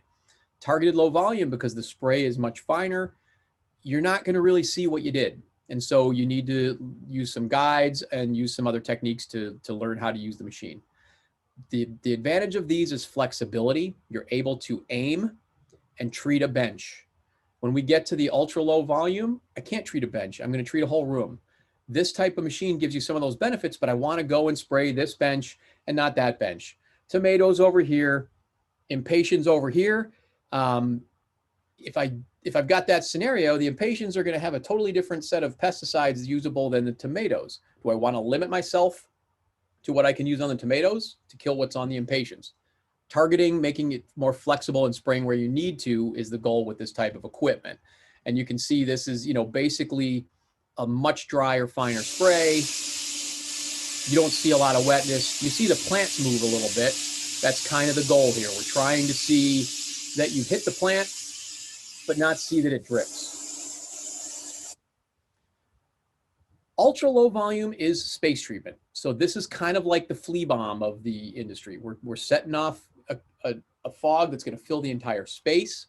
It's going to be a very dry fog. In fact, we're talking about, a half a gallon of liquid for 10,000 square feet. So very small tank sizes, very low liquid count.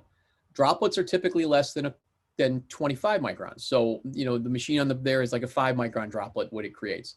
You're not going to see any residue on the plants from this. So you won't be able to tell what you did, but you should expect this to get everywhere if the machine is set up and properly used. It is going to fill the entire space. So basically your spray is bound by walls, which makes these machines not real good for outdoor use. It's going to be an indoor thing. The advantage of these things is they're either going to be automatic or they're going to be really fast. And so they're going to cut back on labor. They're going to cut back on exposure. But because, again, of that really small droplet size, we're able to create billions of droplets that fill the space. That ends up covering things very, very effectively without a lot of extra water, without a lot of extra time, and without the exposure to it. So this is one of those automatic machines, the auto fog treating an area. Something like this is going to run for a couple hours before it's actually done, but it'll fill the whole space. You're not there, so it's not like those extra hours, those couple hours is going to be a problem. Finally, foaming is something that we have done for a long time, but we've really been promoting for the past couple of years. One of the issues that we saw in the industry was delivery of disinfectants. This is pre-COVID. We built a machine, this new little foam 8L. The intent was to try and promote the benefits of a really good foam to the industry so that people understood the benefit, why a foam is important. Foam is going to coat surfaces and stick very well, and it's going to last. So making contact time with a disinfectant, that's the way that a disinfectant is going to work. The longer it stays on the surface, the better it's going to do its job, and a foam will help with that. This type of machine, you pump up like a regular pump up sprayer, but it mixes air and liquid in that tank. You pump it up to about 60 PSI, and the air and the liquid mix to create a really good, thick, rich foam. And that allows us to cover a surface and have it really stick well, do what it's supposed to do. So common problem, algae on the wall. You get a combination of fertilizer, water, and light, and that is a very common issue. Something like this, you spray, this is Zerotol we're using here, come back a couple minutes later and hose it off. And the benefit of a foam is that, it's helped that chemical act a little bit longer on the surface, and it allows it to just kind of fall right off the surface as a result. We make a number of different sizes of larger pieces of equipment. These are all connected to compressed air.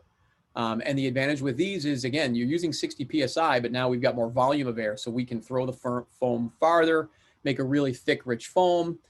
This is the kind of application that you would see with this, that you would be foaming down benches and so forth, trying to make sure that that the foam coats surfaces and sticks.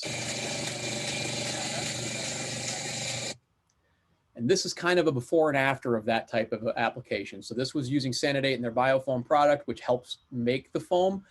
Different chemistries are going to foam differently, so you need to understand what those are. But here you can see the exact same bench, a lot of green. Here's the foam and a lot less green. So cleaning, sanitation has gotten a lot more interest in the last year, obviously, but it's always been a need for the industry. Finally, I want to share that the entire team that we work with at DRAM can help you with any one of these needs. We focus very much not only on the application methods, but on the pests and pesticides that you'd be using. and we can give you help as far as figuring out how to make them work and which machine to do it with. Thanks. Okay, thanks so much, Kurt. Now we're going to welcome back Dr. Raymond Cloyd, who's going to be talking about mealybug management. So in this session, he's going to be discussing the biology, ecology, and damage associated with mealybugs that feed on greenhouse-grown horticultural crops. He's also going to talk about the appropriate plant protection strategies that should be implemented to deal with mealybugs. So welcome back, Ray.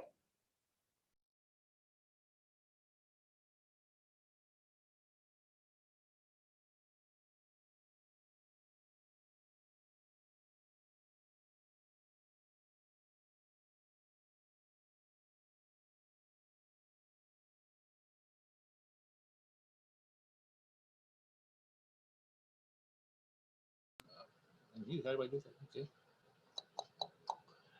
Can you hear me? We can hear you now. Okay, thank you. Again, I want to thank Kate and Liz for inviting me to speak. I think I've done this 4 times now. These are very fun and educational. And I want to focus in on one major insect pest, which I'm sure many of you have dealing with, and that is the mealybug itself. And the title is, Have We Reached an Impasse? And as we proceed through this presentation, you're going to see why I decided to pick that title. So I have not changed since the first presentation. I'm not in Venice. I didn't travel there. But I want to give you sort of what to expect during the course of this presentation. I want to give you kind of a brief introduction, and then we're going to talk about mealybugs, the types, biology, ecology, damage life cycle, and then how to manage them using cultural, physical, insecticidal, and biological strategies. And hope, again, there should be time at the end for questions or some constructive discussion. So, mealybugs, how do I get rid of mealybugs? To me, mealybugs is the pest of the 21st century. And I think as we go through here, you'll see why. I have growers that literally contact me, and there are mealybugs all over the place, and the options are very minimal. It's just a matter of throwing the plants away at that point. They are very difficult, and we're going to go through the reasons why. They're very sneaky insect pests. They do feed on pots. No, they're not feeding on pots. Those are the males. The males find a location and they'll come on as winged individuals. So mealybugs do not feed on plastic. They get no food from it. But they tend to hide in very indiscreet areas. They are one of the few that actually feeds on the stem of the plants. Most mites, whiteflies, and thrips and aphids are feeding on the leaf underside. So let's talk about how they feed. Mealybugs are considered phloem feeders like aphids, whiteflies, leafhoppers, and soft scales. That means they're feeding within the vascular tissues and where the nutrients are at. Okay, very different from the other insects out there. But you're aware of the aphids and whiteflies and when they're feeding and what they produce. So the vascular tissue is comprised of the xylem, which is the water connecting tissues, and the phloem, which is the food connecting tissues, which is where mealybugs primarily feed. Now that is somewhat true overall, but they feed beyond that. And that's why their feeding behavior is a little different than aphids and whiteflies. And when I talk about systemic insecticides, that is one of the factors that contributes to systemic insecticides applied to the growing medium not being effective against mealybugs. So why are mealybugs a problem? They are located in secluded cryptic habitats, which makes detection difficult, and ability to obtain contact with insecticides a challenge. There's no doubt about it. And I'll say it up front. If you're going to deal with mealybugs with insecticides, number one is thorough coverage of all plant parts, stem and leaves, and frequent applications. You can't spray once every 10 days or 14 days and expect to get mealybug suppression. It is not going to work, as I'll highlight in their life cycle. The early nymphal instars are hard to detect. They're very small, less than about 2 millimeters in length. The later, now that's the target stage, but the later nymphal instars in adults, they develop a protective waxy, we call water repelling covering, and that protects them from contact insecticides. The insecticide does not move into the internal contents of the mealybug and kill them, because the material resides on the surface of the protective covering and never get penetration. The other problem is female mealybugs can have a high reproductive capacity, laying up to 400 eggs. So every female you miss has the potential to produce 400 eggs in the next generation. Mealybugs feed on a broad host range and many different plant types, just like thrips and spider mites and aphids and whiteflies, just like many of the common greenhouse arthropods that you deal with. So those of you growing succulents, I know I feel your pain. Mealybugs tend to get way down into echeveria, hens and chickens, and it's really difficult to see them. They escape exposure from spray applications, and biological control agents, those that are actually available, we'll talk about that, just can't get down and actually attack them. Okay, so they really have they found a niche that protects them from visual observations, insecticide applications, and attack from biological control agents. So there are diversity of mealybugs out there. Mealybugs, again, feed within the vascular system. That's the phloem. The damage they cause is leaf distortion, plant stunting and wilting, and like all insects that feed within the phloem, including aphids and whiteflies, they produce honeydew. The honeydew is a sticky liquid residue as a consequence of trying to obtain adequate amounts of amino acids. So mealybugs tend to feed on the stem. This is one of my favorite pictures, showing a close-up of congregating in these stems, and that makes them very difficult to find, especially on larger plants. So the indirect damage, so there's the feeding damage caused by the mealybugs resulting in stunting and wilting, but on the left is honeydew. Honeydew is a sticky liquid, and this is what it looks like on Ficus benjamina weeping fig. Now the honeydew is a growing medium or substrate for black sooty mold.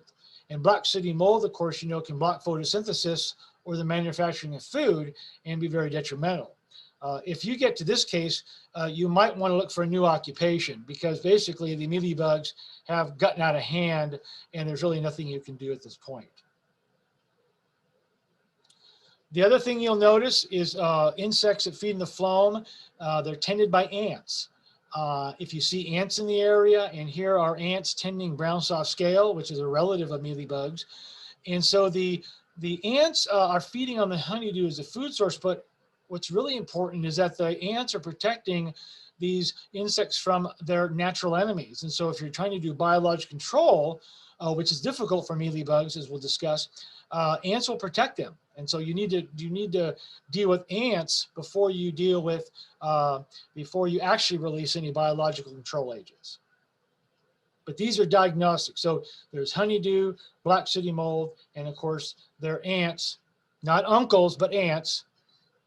I know it's late in the afternoon. I thought I would try that, but ants is what you're looking for. So there are a variety of mealybugs out there. The primary one that most greenhouse producers encounter is the citrus mealybug, Planococcus citrii. It's distinguishable by the gray-brown, grayish stripe on the back of the mature adult males and females. But we also have long-tail mealybug. Long-tail mealybug is more of a problem in interior plantscapes. Its name is because it has long cerci at the end of the abdomen. We have the Madeira mealybug, which has been a problem feeding on, here we have Tagetes, marigold, a number of plants. It also eats pots, not directly, but gets on pots, and that's where the males come out. And then we have root mealybugs, along with root aphids, that can be a problem because you really don't notice the damage until the plants are suffering. And then there's very limited you could do at that time period. So the thing to understand is the life cycle. It's a very different life cycle than the other insects and mite pests you deal with. The immature first instar nymphs, crawlers, are moving around, and they start molting. And as they molt, they start forming this waxy water repellent covering, and that protects them from insecticides. The males become a winged adult with no functional mouthparts, mates with the female, then dies. And the citrus mealybug female creates a cottony mass at the back of her abdomen, and this is where she's laying her, or ovipositing, laying her eggs. She dies, but not after she lays her complement of up to 400, sometimes 600 eggs at a shot. So if one female escapes exposure from an insecticide application, that can translate into about 400 to 600 crawlers coming out of there, okay?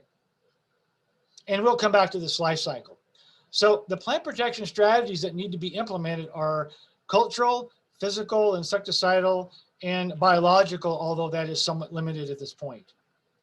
So let's talk about cultural. A lot of these are commonsensical, avoiding plant stress, maintaining healthy, vigorous growth, implementing proper cultural practices, water and fertility, use plant varieties or cultivars if they exist that are less susceptible to mealybugs. Again, mealybugs have a very broad host range. But what's most important is avoid applying excess fertilizer, especially nitrogen-based fertilizers, because that increases the amino acid content in the plants, and consequently, that will then enhance mealybug reproduction. That is, the females will lay more eggs than they would normally. And let me just show you some of the results from one of our previous studies done by one of my graduate students. So on the y-axis is the number of eggs, 0 to 350. And the nitrogen fertilizers in parts per million range from 0 to 400. The range for coleus is right in here. The green are green coleus, the red are red coleus. The pattern is, as you increase the parts per million nitrogen, the females lay more eggs. So at you're never going to have no fertilizer, but at say 25 parts per million, you're about 175. At 400, you're over 300 eggs being laid by the females. And that's the same for aphids and whiteflies and soft scales and mites, is they respond quite favorably to plants that are receiving excess fertilizer, primarily nitrogen-based fertilizers, okay? Now, is this a management strategy you have control of?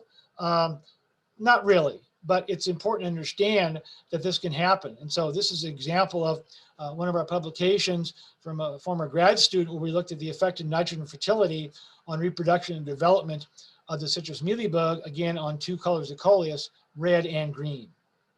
So those of you that are suffering from insomnia might want to download this and read it this evening. It'll definitely cure it.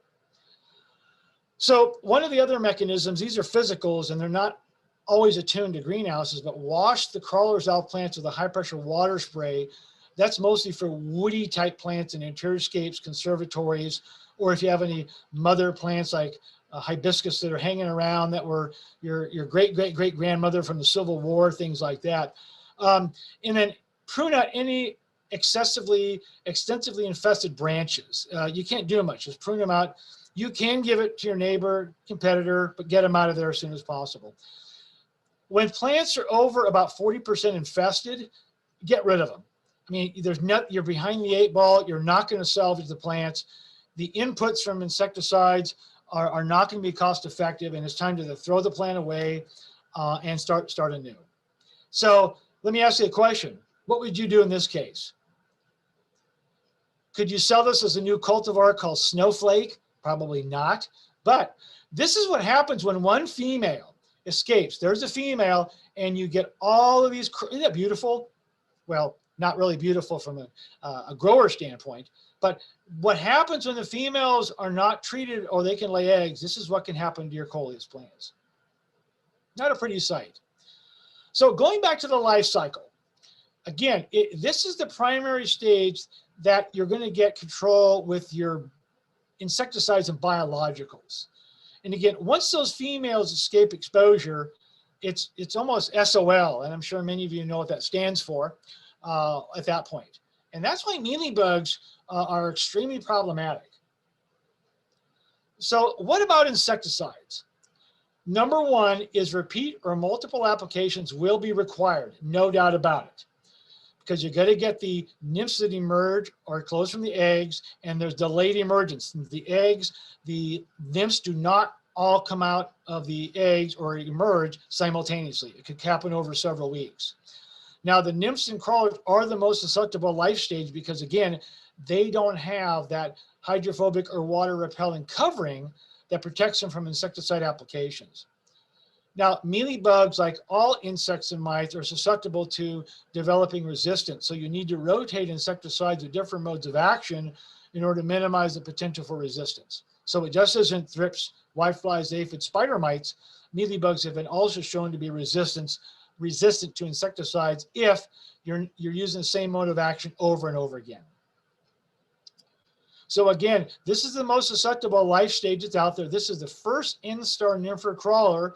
And this image is always fruitful to me because when I was giving a presentation at a minimum security prison, I was not an inmate, I was doing education.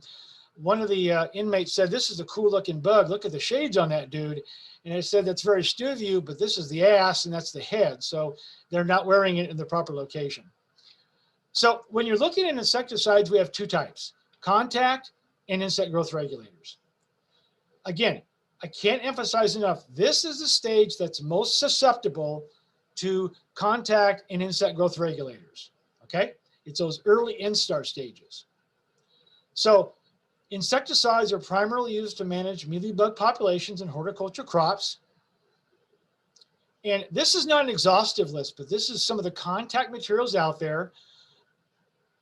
TriStar in our study, without a doubt, is the #1 mealybug killer. And I'll show you some data. But we have Tallstar, Duragard, oils and soaps work very well. Rycars perform quite well. But again, the emphasis on coverage and frequency of application. The insect growth regulators are Talus and Enstar. Talus is a chitin synthesis inhibitor, and quinoprene is a juvenile hormone mimic. Two very different modes of action. So, how to effectively use insecticides is you apply the insecticides in the most susceptible life stage. In this case, as you know, the nympher crawler are present. Now there's no doubt you're going to have overlapping generations occurring, and there's really nothing you can do. But that's why preventative, aggressive scouting and management is critical for mealybugs. Coverage of all plant parts, again, the leaves and the stems, and then frequency of application, of course, which will be based on the label. But you can't extend it out 10 to 14 days because by that time you're going to get females developing, and then they're going to consequently lay eggs, and you're going to get another generation. So when you're making your applications, you just can't get the top of the leaves. You got to get the leaf underside, because insects are small as mites and they burn up under sunlight. So that's why spider mites, mealybugs, aphids, whiteflies are on the leaf undersides. You just can't spray the top. So I want to show you some of our studies, but I want to give you some background. We rear mealybugs. I've been rearing them for 20 years.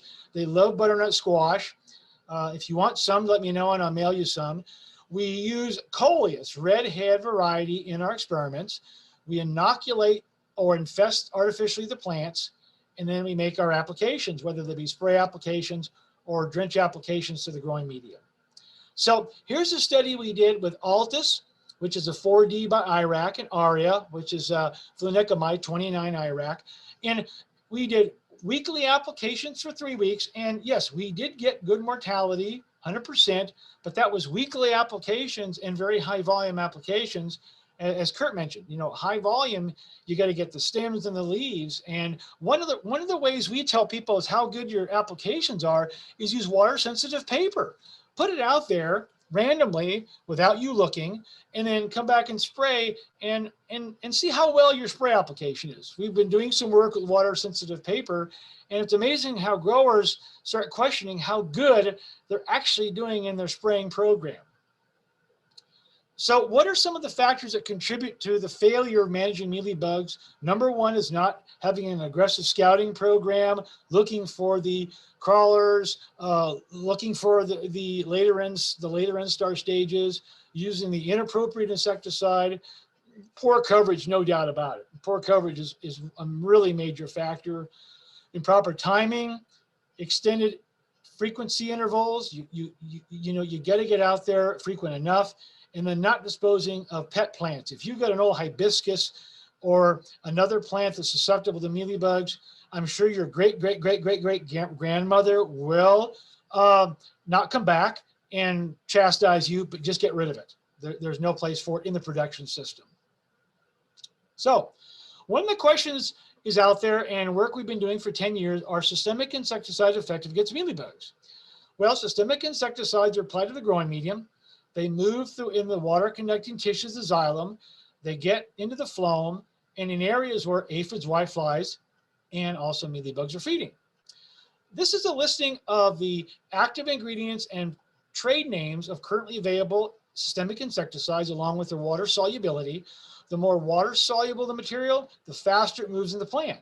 And you can see Safari, almost 40,000, and of course Orthene is extremely water soluble, almost 800 parts per million. Contos, very, very low water solubility. So it takes longer to move in the plant.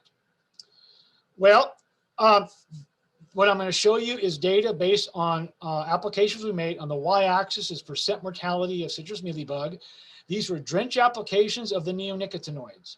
Flagship, Marathon, Safari Water. And this is mortality after 14 days, but after 21 days, Flagship was giving us close to 80%, but you can see a drastic decline after about 49 days, okay? That's at the label rate.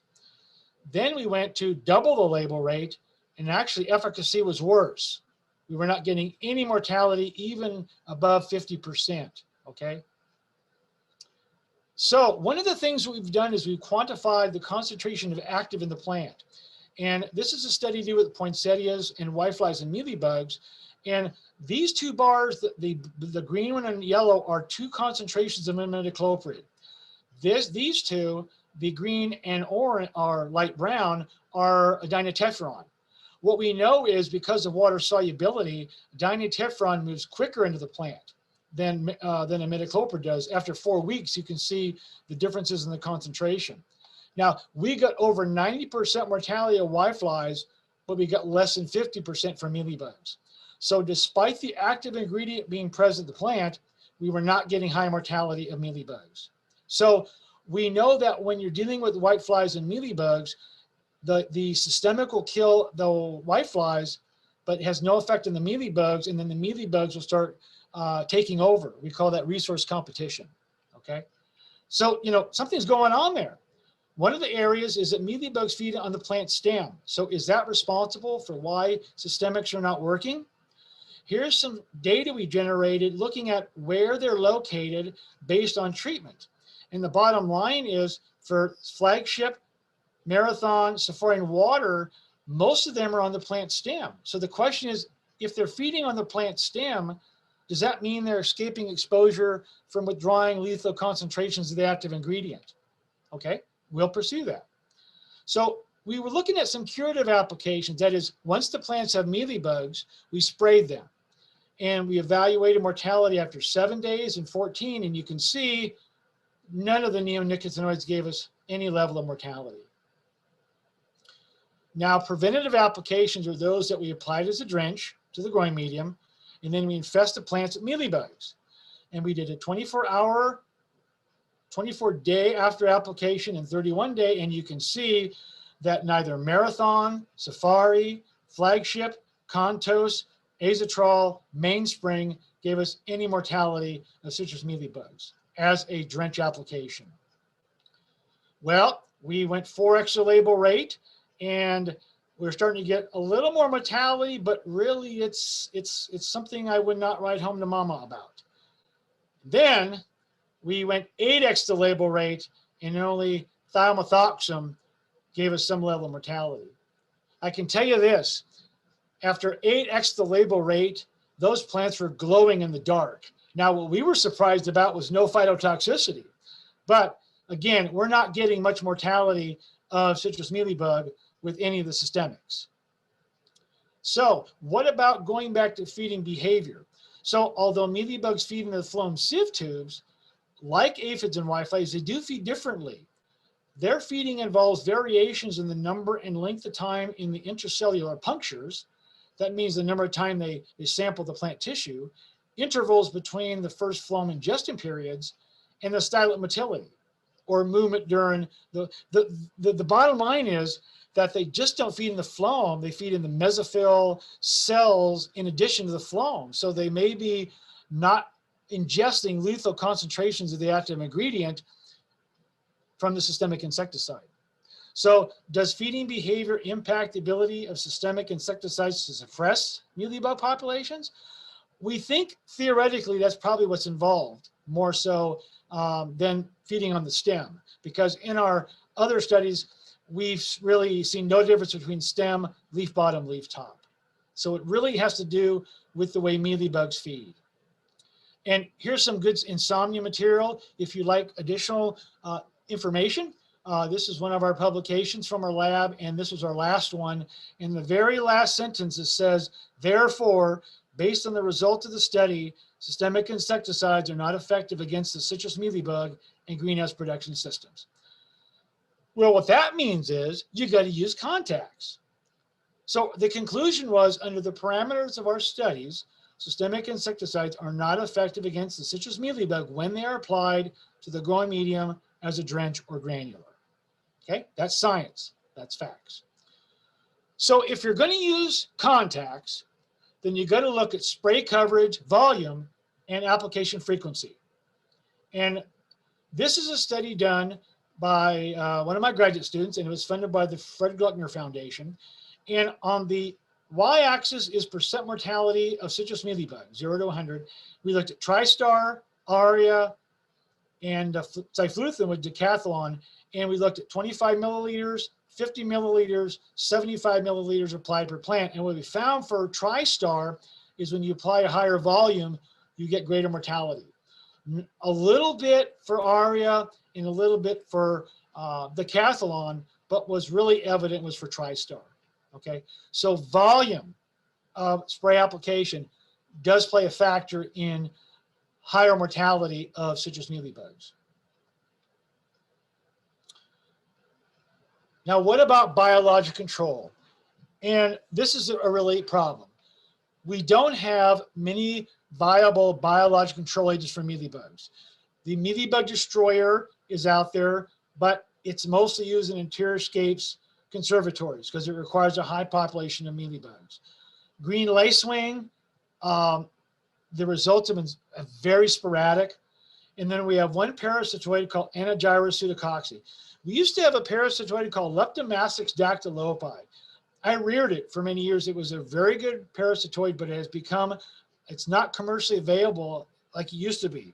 And so we're focusing our research efforts on this parasitoid as a means of regulating mealybug populations. But it's really sad in the sense to see that we don't have the biologic control agents we do for mites and thrips and whiteflies and aphids. And that's why mealybugs are going to be a problem, because if we don't get more biologic control agents and the systemics don't work, then you're going to have to rely on contact insecticides, including the insect growth regulators.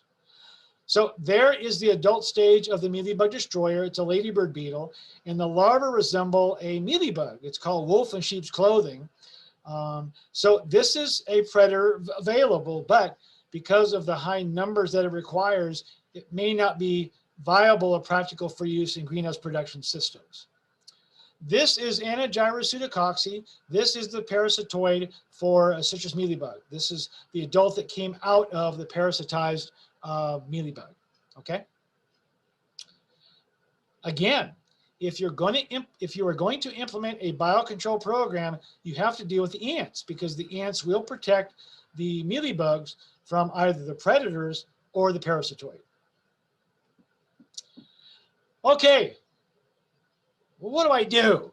Well, if you're really inclined, you could try this technique. Now, this will not work on herbaceous material, but for woody plant material, you can get a propane torch. It's called Flame Out, and it'll actually burn the mealybugs off the bark.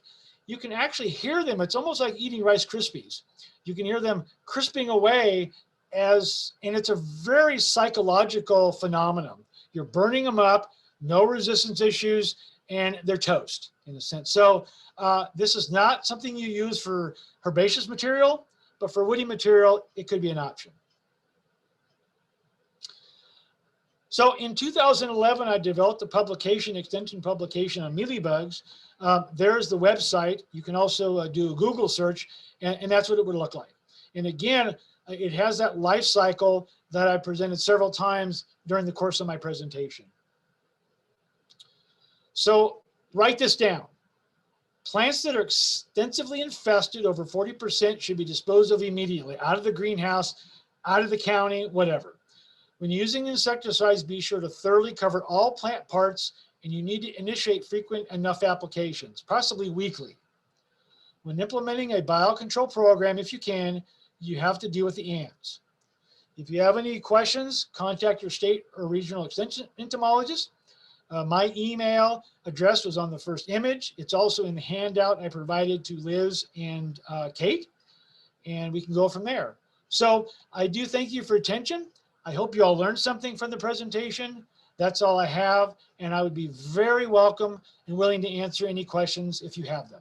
Thank you very much. Okay, thanks, Ray. We do have a couple of questions here. First question is, are there any types of oils that can be considered when trying to control mealybugs? Yes, that's a good question. Oils, one of them is Suff Oil X. Now there's ultra pure, but oils are good. They suffocate the mealybugs. And again, they're going to be most effective on the crawler and nymphal stages, more so than the adults. But be very careful. You don't want to over apply the oils because you can actually burn certain plants. But oils, insecticidal soaps are also an option. They're contact, short residual, but they are also options for contact insecticides for mealybugs. Yes. Okay, sounds good. I think we have time for just one more. Someone's asking if the parasitoid is effective on mealybugs, why is it no longer commercially available? That's a good question. And I think the long-term is that biological controls is the cottage industry, and it takes a lot of work. We rear 5 insects in our lab, and it's almost worse than kids, but it's probably a labor issue. They weren't selling as many. And I think that was one of the reasons why that it was discontinued. Sounds good. One more question here. We have a little bit more time than I thought. Are there any recommendations that you would have when it comes to fruit and veggie plants? Is that for outdoors or indoors? Well, it really is regardless. I think obviously systemics are not going to work. So but again, outdoor fruits and vegetables, probably your oils or your soaps would be my first recommendation. Yeah. And again, remember, coverage and frequency are important, although you don't want to overdo it, especially for young vegetables or young fruit trees. All right. Well, thanks so much, Ray. Thank you, Kate.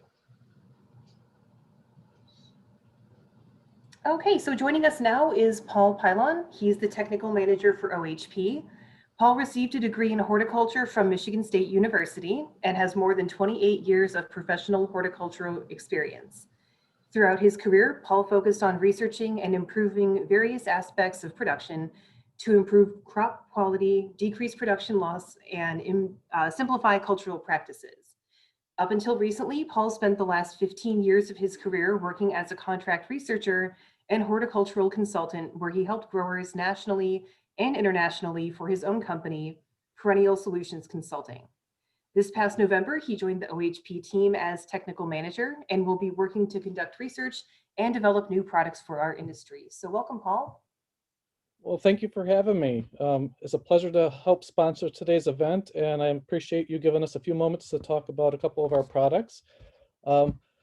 Looking at our portfolio, I kind of narrowed it down to 2 fungicides, and which might have been a good selection since fungicides were relatively underrepresented in today's presentation. So these products aren't necessarily our newest introductions, but they're relatively new, and I wanted to point out a couple potential uses with these products that maybe people aren't familiar with. So the first product I'd like to talk about is Astunf, which is a fungicide containing the active ingredient isofetamide. It's a 4th generation SDHI, which is in the mode of action group 7. It specializes in botrytis, and one reason why I selected this is because I really feel we're in the midst of botrytis season, or it's almost here. And certainly with the weather we've faced in the last week or so, many growers are probably going to be having a lot of botrytis issues when things do warm up due to the damaged tissues. So I thought it was a little bit timely to talk about this product, and the fact that it specializes in botrytis. That currently is the only pathogen that's on the product's label. However, in the near future, we will be adding other foliar and crown rot diseases, some of the leaf spots, rhizoctonia and fusarium to the label. So it'll become a broader fungicide for many applications in the near future. Like most fungicides, it's best applied on a preventative basis, but it has been shown to have some early curative control against botrytis. It has a residual of about 2 weeks following the application, so it it has a nice window. And one thing I've personally observed is a lot of growers have commented how well it works under cool temperatures. So, a scenario like what we're in, where we're kind of coming out of a winter going into spring, and we'll have some temperature fluctuations, but we might not always be above 60 degrees or something like that. But botrytis is active at temperatures as low as 34.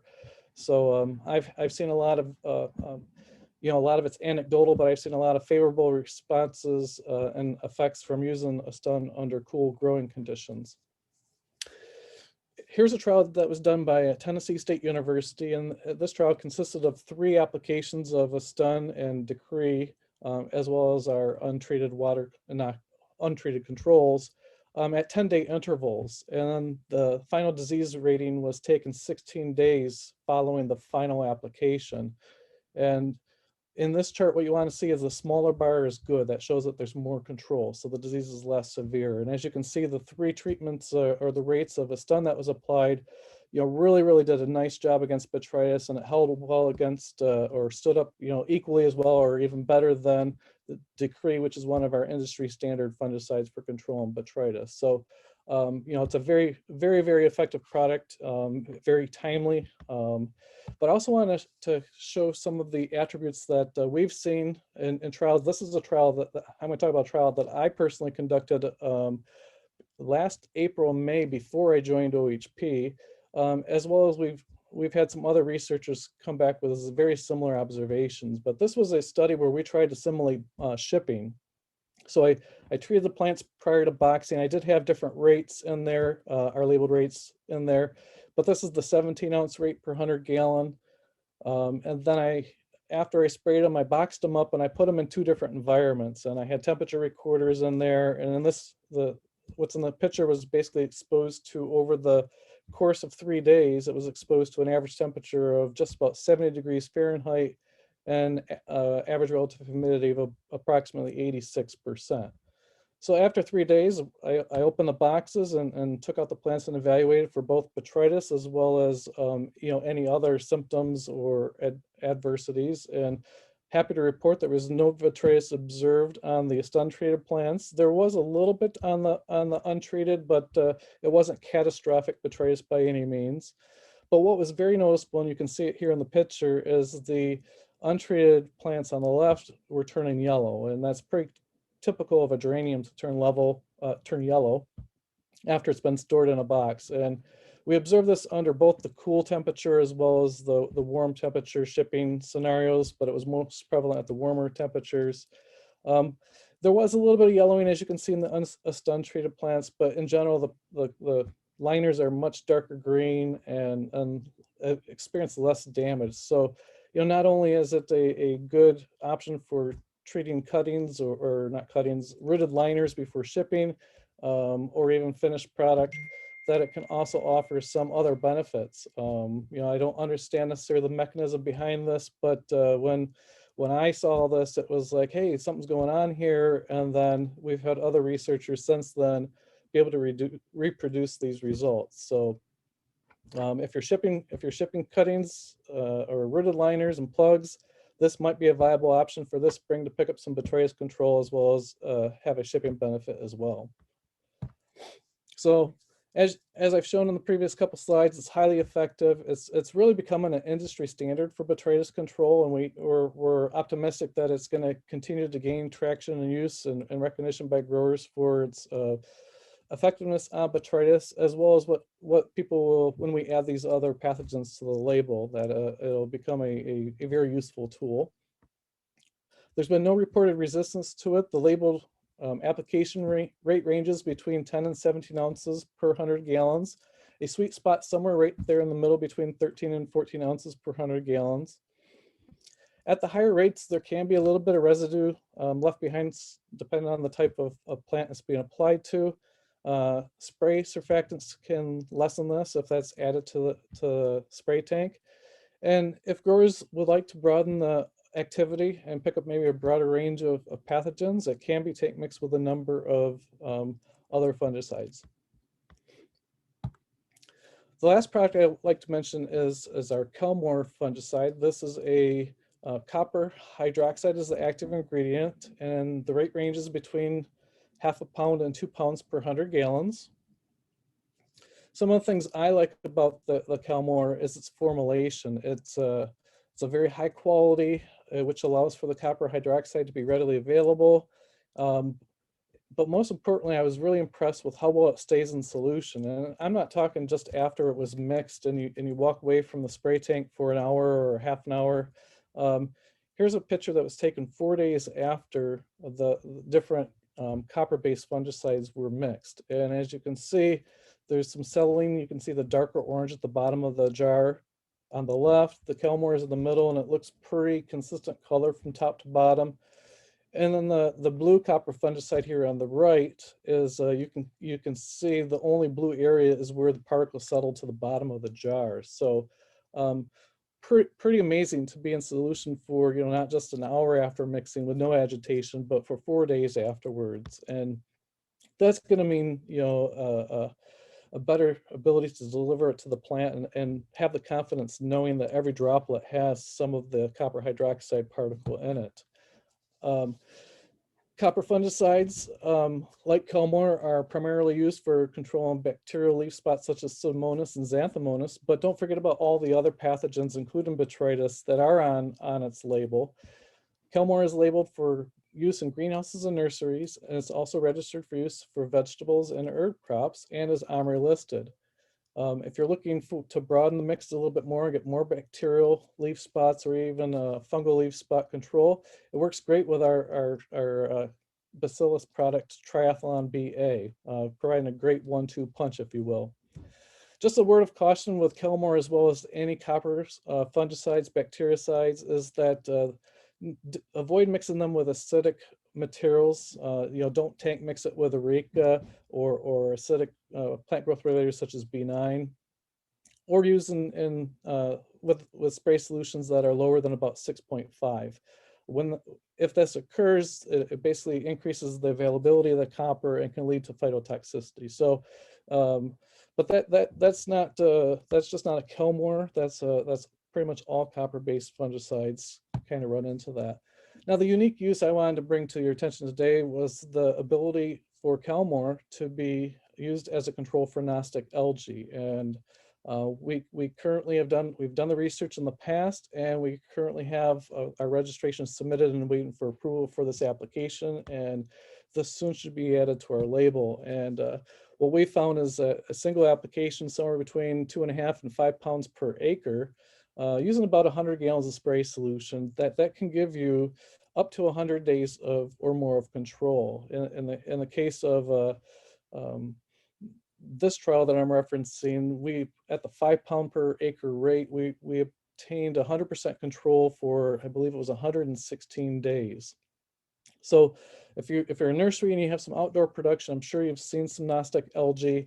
And you know, and now here's going to be a great tool that, you know, not only can you get some short-term control, but basically get season-long control out of the using Kelmore on Gnostic algae. So we have several new additions that I didn't talk about: Pradia, Sericea, Ancora, Picana, and Fireworks. Those are kind of our newest, but I wanted to remind you that we offer a wide range of products, including 4 plant growth regulators, 5 herbicides, 13 fungicides, and 19 different insecticides and miticides. So that's all I have for you today. I appreciate your opportunity, and I'm looking forward to the next presentation. All right, thanks so much, Paul. And next up, we have Neil Matson. Neil is Associate Professor and Greenhouse Extension Specialist at Cornell University, where he is also the director of the Cornell Controlled Environment Agriculture Group.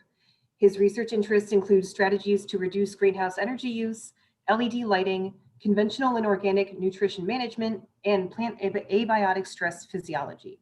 So today, Neil will be discussing how to monitor your greenhouse nutrient program, how to optimize performance of greenhouse plants, which relies on tracking your fertilization program and adjusting it over time. So Neil will discuss the basics of root zone monitoring for pH and EC. He'll also be talking about how to discuss how to interpret laboratory analysis and diagnose and solve some of the most common nutrient disorders. So thank you for joining us, Neil. Thank you for the introduction, Kate. And it's going to be a tough act to follow, both Paul Pylon and Ray Cloyd. I'll give it my best. So we'll be talking about greenhouse nutrient program management. First, we'll talk about root zone monitoring over time. Then we'll go into more on fertilizer, injector calibration, and laboratory analysis, and then diagnosing nutrient disorders.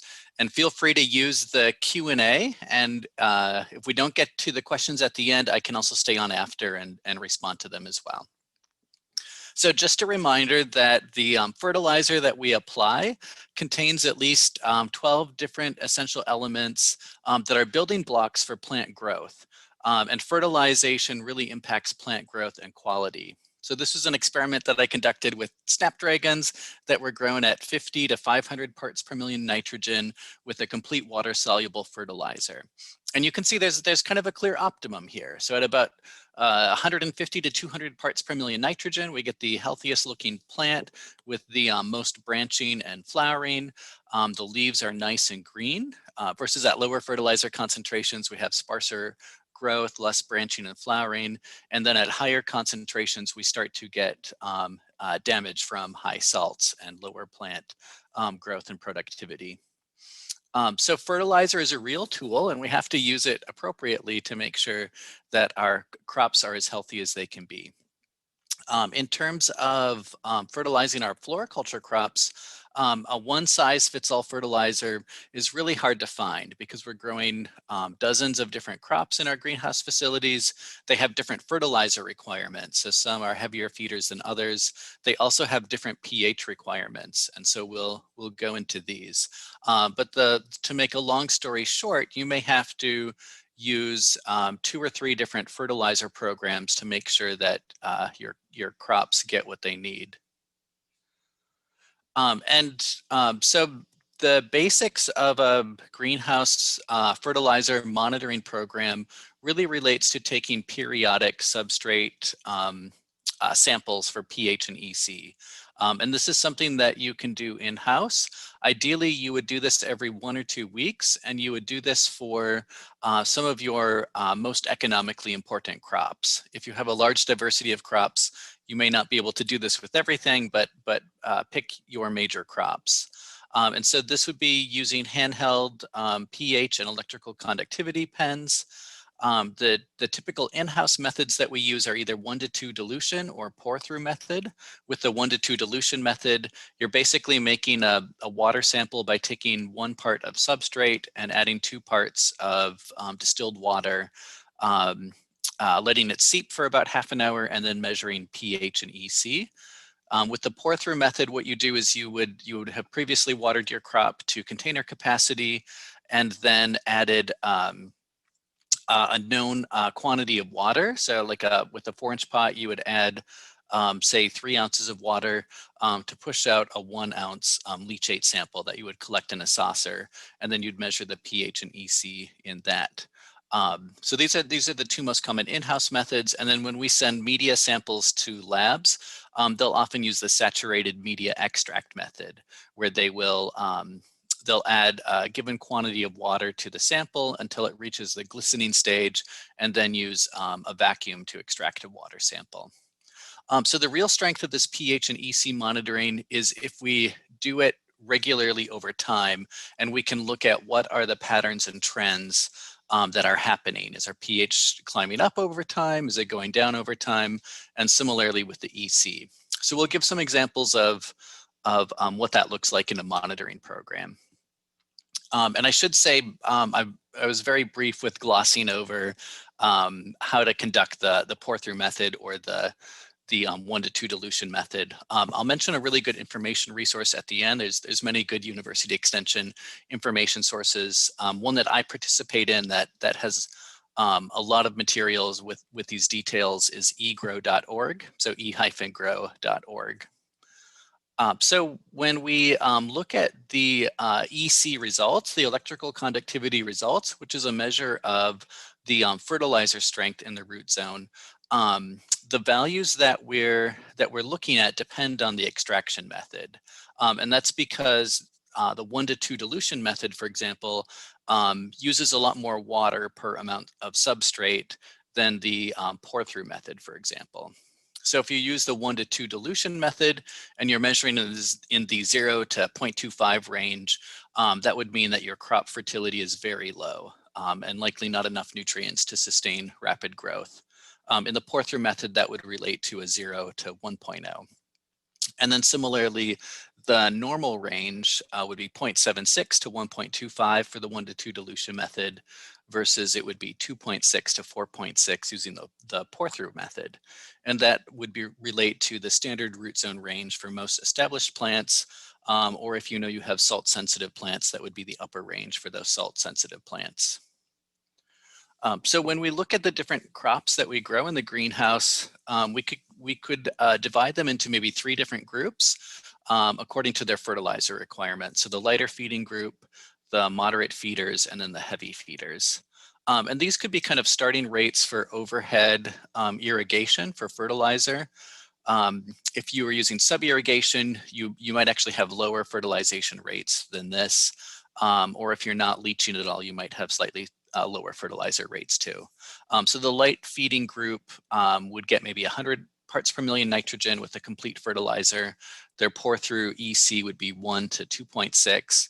And examples of this group would be things like fibrous begonia, marigold, New Guinea impatiens, and pansy. And bedding plants in packs would be another example. So these might be crops where, left to their own devices in a larger container, they might like more fertilizer, but because they're in packs, you need to contain their growth a bit so they don't crowd out their neighbors. Then we have a group that's our moderate fertilizer requiring plants. So they would get a fertilizer rate maybe of about 150 parts per million nitrogen with a complete fertilizer. And their pour-through EC should come in at, say, 1.5 to 3.5. So a large amount of the crops that we grow would fit into this moderate group, like Calibrachoa, Dianthus, Lantana, zonal geraniums, petunias, snapdragons, and many of the kind of vigorously growing vegetative annuals that are grown in this day and age. And then there would be the heavy fertilizer requiring plants that maybe get 200 parts per million nitrogen, maybe in some cases even more. And these would be garden mums and poinsettias during their active vegetative growing stage. They probably would get a little bit less fertilizer as they reach their flowering and finish stage. Wave petunias and other vegetative annuals that are grown in hanging baskets would also be heavy fertilizer requiring plants. So just wanted to point out, grouping crops is a good way to help meet the fertilizer needs of these different crops. And you can either apply these different liquid fertilizer rates, or of course, sometimes what we see happen is people will give their heavier fertilizer requiring plants, perhaps they'll add controlled release fertilizer to their hanging baskets to give them a bump in fertility, and then they get kind of the standard fertilizer that everyone else gets. So when we monitor electrical conductivity over time, this is a really helpful tool to diagnose nutrient disorders. And when we get excess salts, meaning that EC is trending upward over time and then becoming kind of out of range of the recommended range, it can mean either that fertilizer levels are exceeding plant requirements. It can mean that there has been insufficient leaching during irrigation. And so maybe you want to add a periodic leaching fraction of, say, 20 to 30% of the applied irrigation water. Or it could mean that the irrigation water itself, maybe there wasn't a problem with the fertilizer you were adding, but the irrigation water contained a high amount of dissolved elements. So these could be non-fertilizer salts like sodium and chloride, or carbonates that were high in your irrigation water and are contributing to the EC building up over time. And as we'll get into, EC only tells you the kind of the overall soluble salt concentration in the root zone.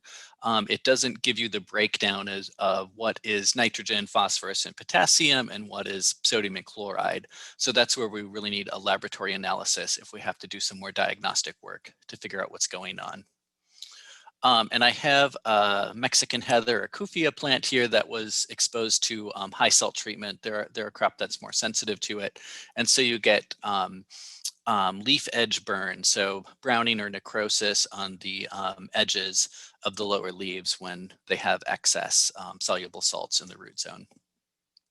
And then if our electrical conductivity is trending downward over time and becoming below the suggested range, so this tells us that we have low salt levels, and this could be due to either insufficient fertilizer levels, or it could mean that the fertilizer level we were adding was decently okay, but we've just been excessively leaching. So we add a lot of additional water, and every irrigation, there's an excess fraction of that water that's leaching out of the container and bringing fertilizer salts out with it. And so this Terrenia plant on the right side is just my example of a plant that got overall low fertilizer rates. So then let's talk about monitoring pH as part of our program.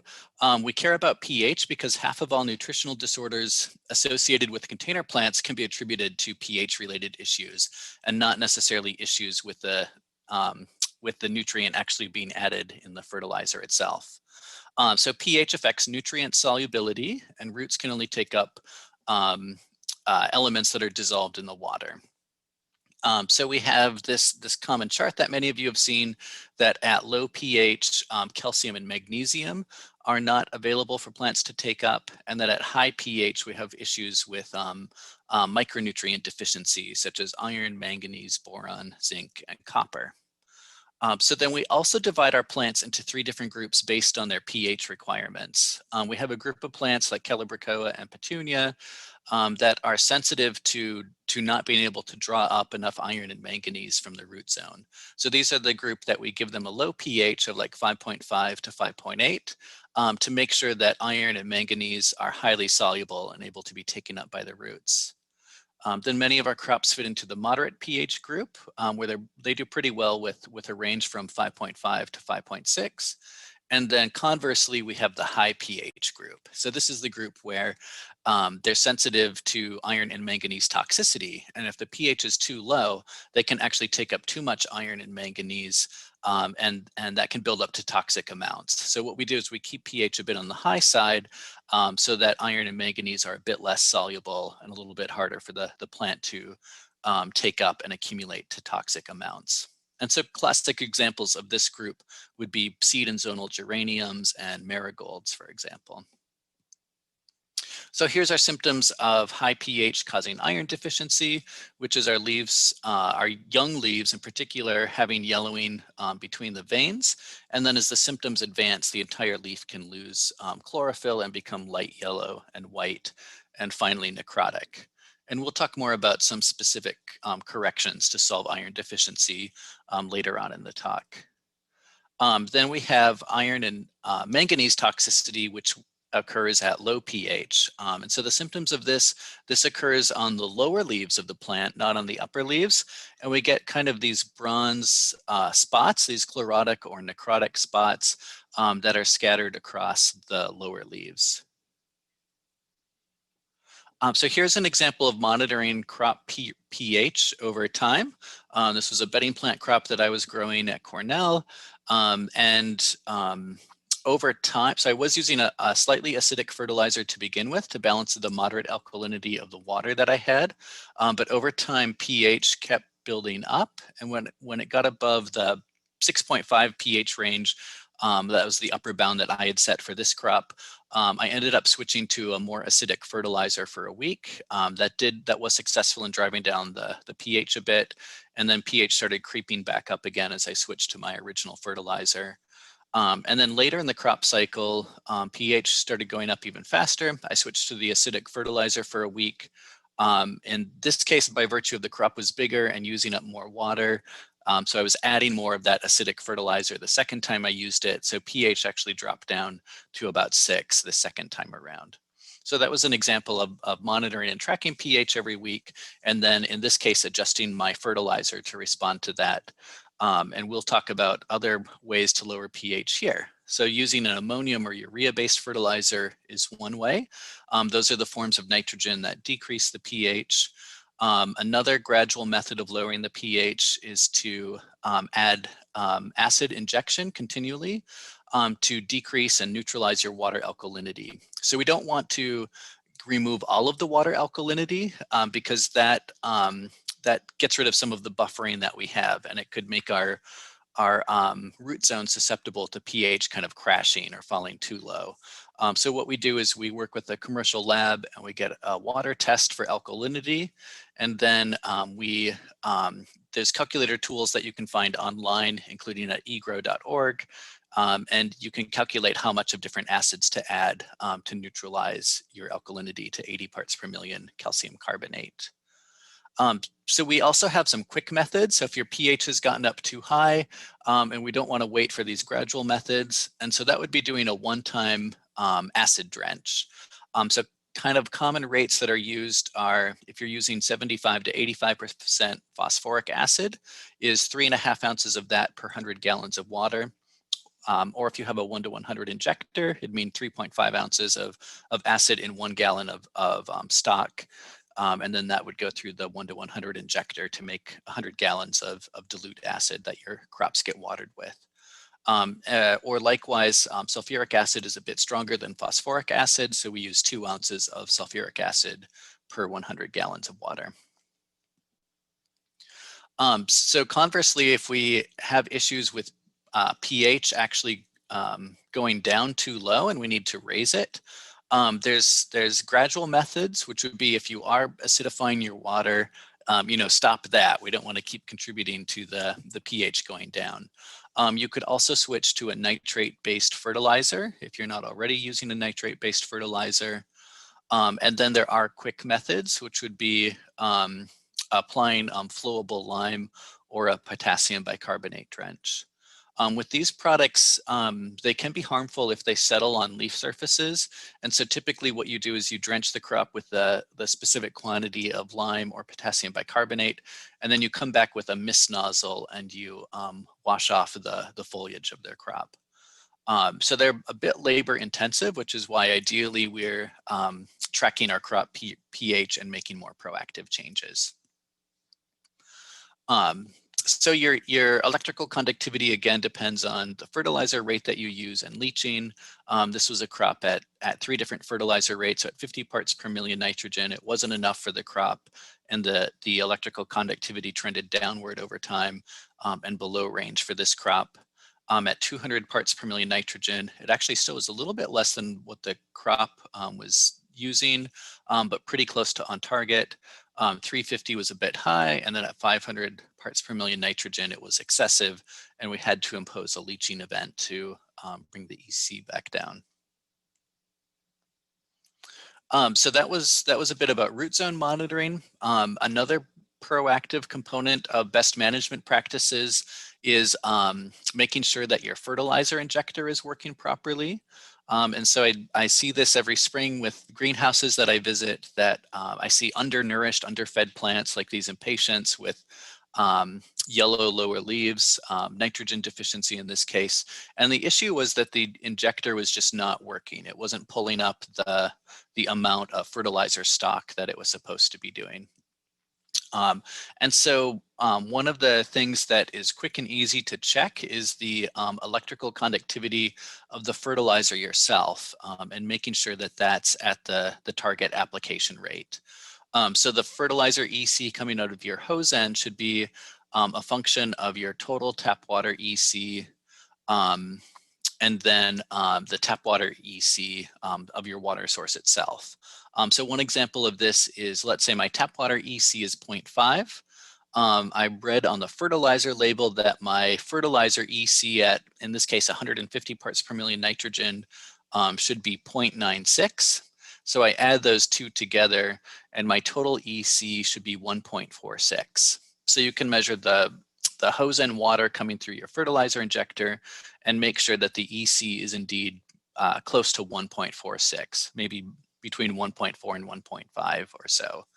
If it's not up to spec, then it either means that you didn't mix your fertilizer appropriately, or your injector is not pulling up fertilizer at the correct ratio. So it's recommended that you follow a maintenance schedule for your injector. And that would be daily to check the filters on the injector. So if you envision the line on the injector that goes into the fertilizer stock, it has a filter at the end of it to make sure that particulate matter doesn't come in and clog the injector. So check your filters and clean them off every day. Every month, check the O-rings and make sure that they're not degraded. They're still pulling their seal, and the manual for the fertilizer injector can walk you through how to do that.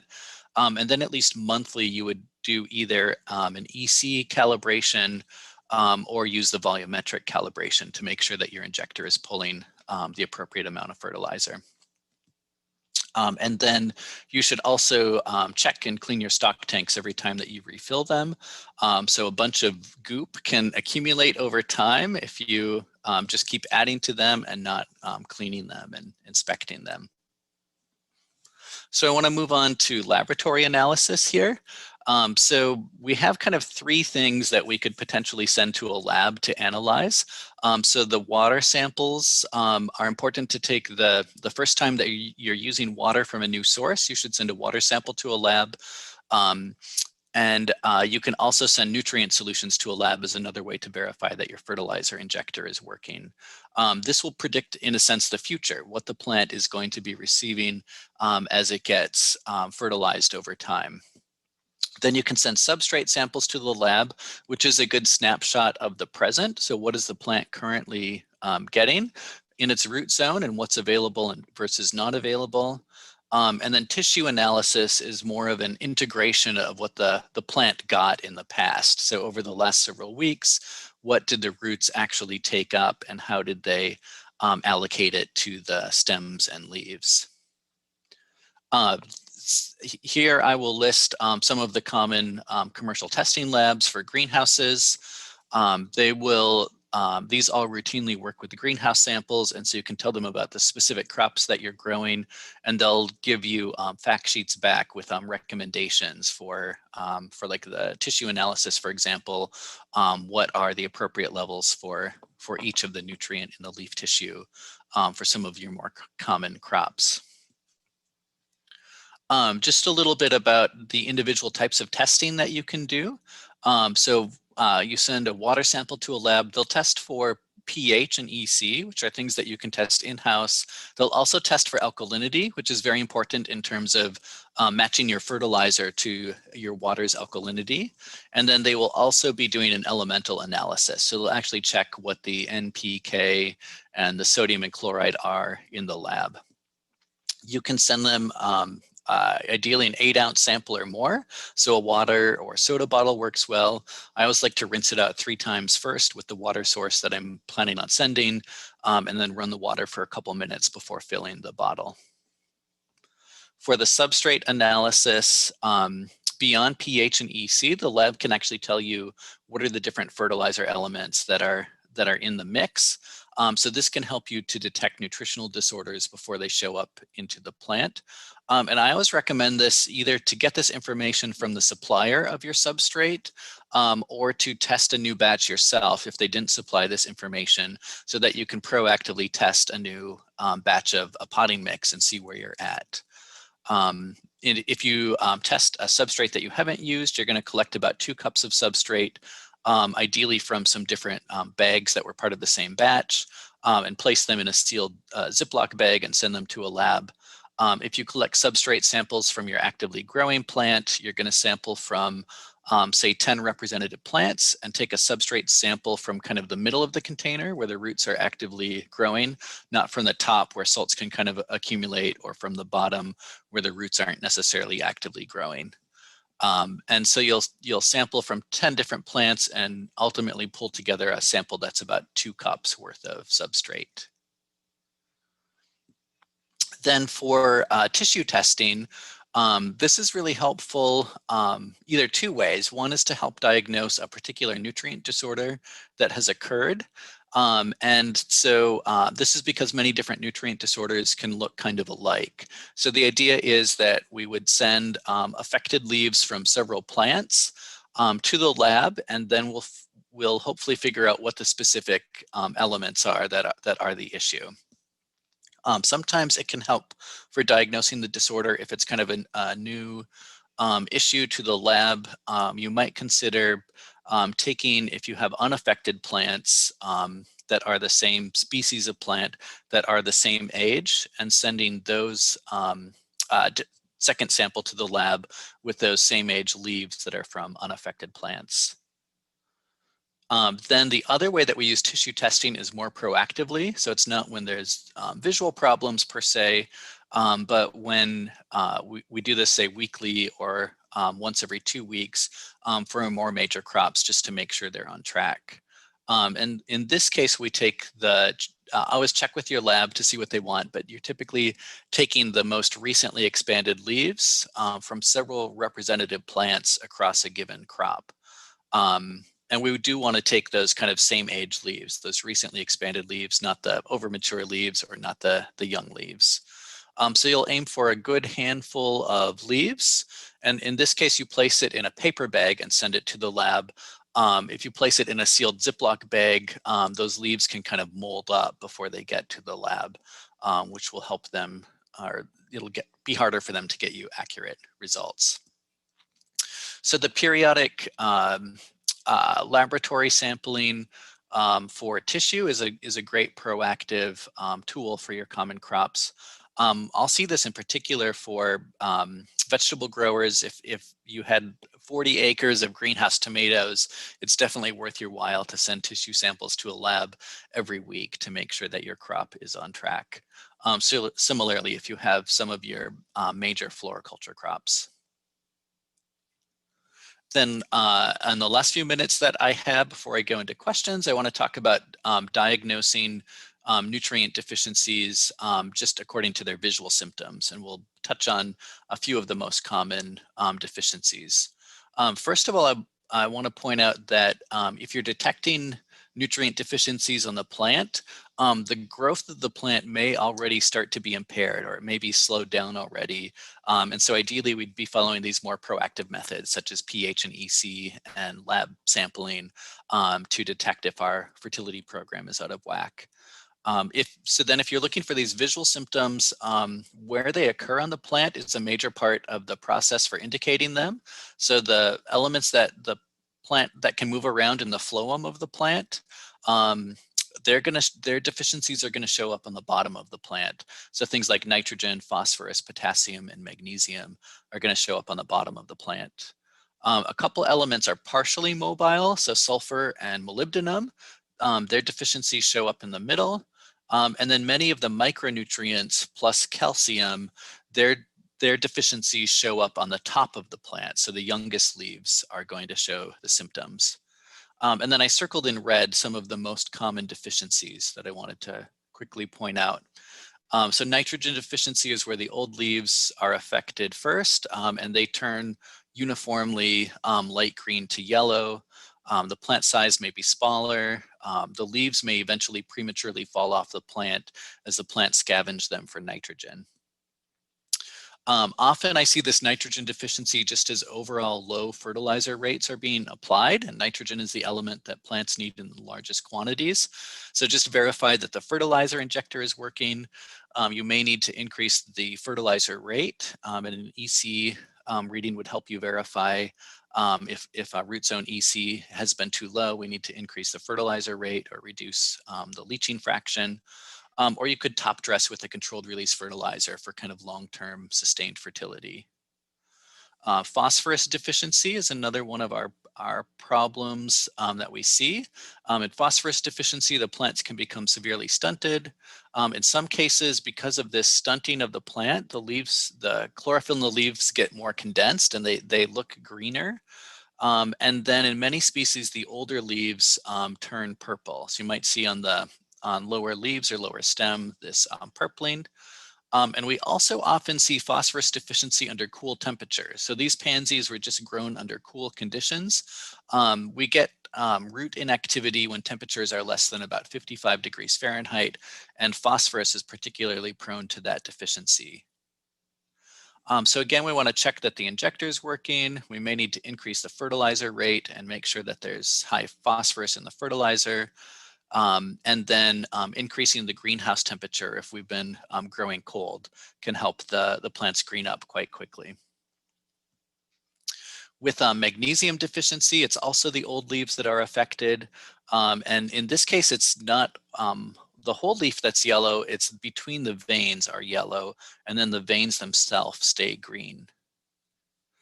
Our main tools for correcting magnesium deficiency are either drenching with Epsom salts or magnesium sulfate. So that could be 2 ounces per 100 gallons in a constant liquid feed program, or 8 ounces per 100 gallons as a once-a-month application. Or switch to a fertilizer that is known to contain sufficient amounts of magnesium, such as 15,5, 15 cal mag. Last, I just wanted to mention a couple micronutrients. So iron deficiency is one of these more common micronutrients that's deficient, where the symptoms are yellowing between the veins, but in this case on the upper leaves. And things that could reduce root zone functioning, such as root rot, cold or waterlogged conditions, can also give us low iron, as well as pH that's too high. So we can apply foliar iron as a one-time application. It helps for a few days, but longer term, we need to solve the problem with low substrate pH. We can also do drenches with iron chelate. And then boron deficiency is the last one I wanted to mention. We see this often under wet, cloudy growing conditions, where boron uptake by the plant, it's one of those micronutrients where you need an actively transpiring plant to take up a lot of boron. And if the plant doesn't take a lot of boron, we often see this at kind of the plug stage or in flats, where the tip of the plant can abort, which causes a proliferation of branching. And then the young leaves that we do have are kind of chlorotic, so they're yellow or brown on their edges, as well as strap-like and disfigured. So for correcting boron deficiency, ideally we want to focus on cultural management. So prevention is really the key, and it can be hard to correct boron deficiency once the plant has succumbed to it or is very far affected. So in terms of prevention, do things that encourage good transpiration. We want the root zone to be well aerated and not waterlogged. Avoid high humidity, make sure there's good airflow. If we need to, we could raise the greenhouse temperature or the root zone temperature. And then you can try adding soluble boron as a corrective, such as stem soluble trace element mix at 4 ounces per 100 gallons, which would give 4 parts per million boron, plus the other trace elements that it contains. Or borax, which you could get from your drugstore, is 11% boron. And so at 0.75 ounces per 100 gallons, you get about 6 parts per million boron. Okay, and I think I better quit there. This is the e-grow.org is one of our great extension resources. That's a collaboration with many of my peers at other academic institutes. And with that, we have maybe a minute or so for questions, and then I'm happy to answer others in the chat as well. Great, I see one that came in on iron deficiency. Can you please advise which iron form is suitable for drenching and for foliar spray? And if possible, why? Yes, so we could find a fact sheet on iron chelate drenches on egrow.org. But in general, instead of iron sulfate, we want to use iron chelates. So these are more complex iron molecules. So here's some of the product names: Sequestrine or Sprint. These applied as a drench are soluble at higher pHs, which is why these iron chelates are recommended instead of iron sulfate. So as a drench, they'd be applied at 5 ounces per 100 gallons, or as a foliar spray, 6 to 8 ounces per 100 gallons. All right, Neil, thanks so much. We are out of time, but we really appreciate you joining us today. Have a good day, everyone. Take care.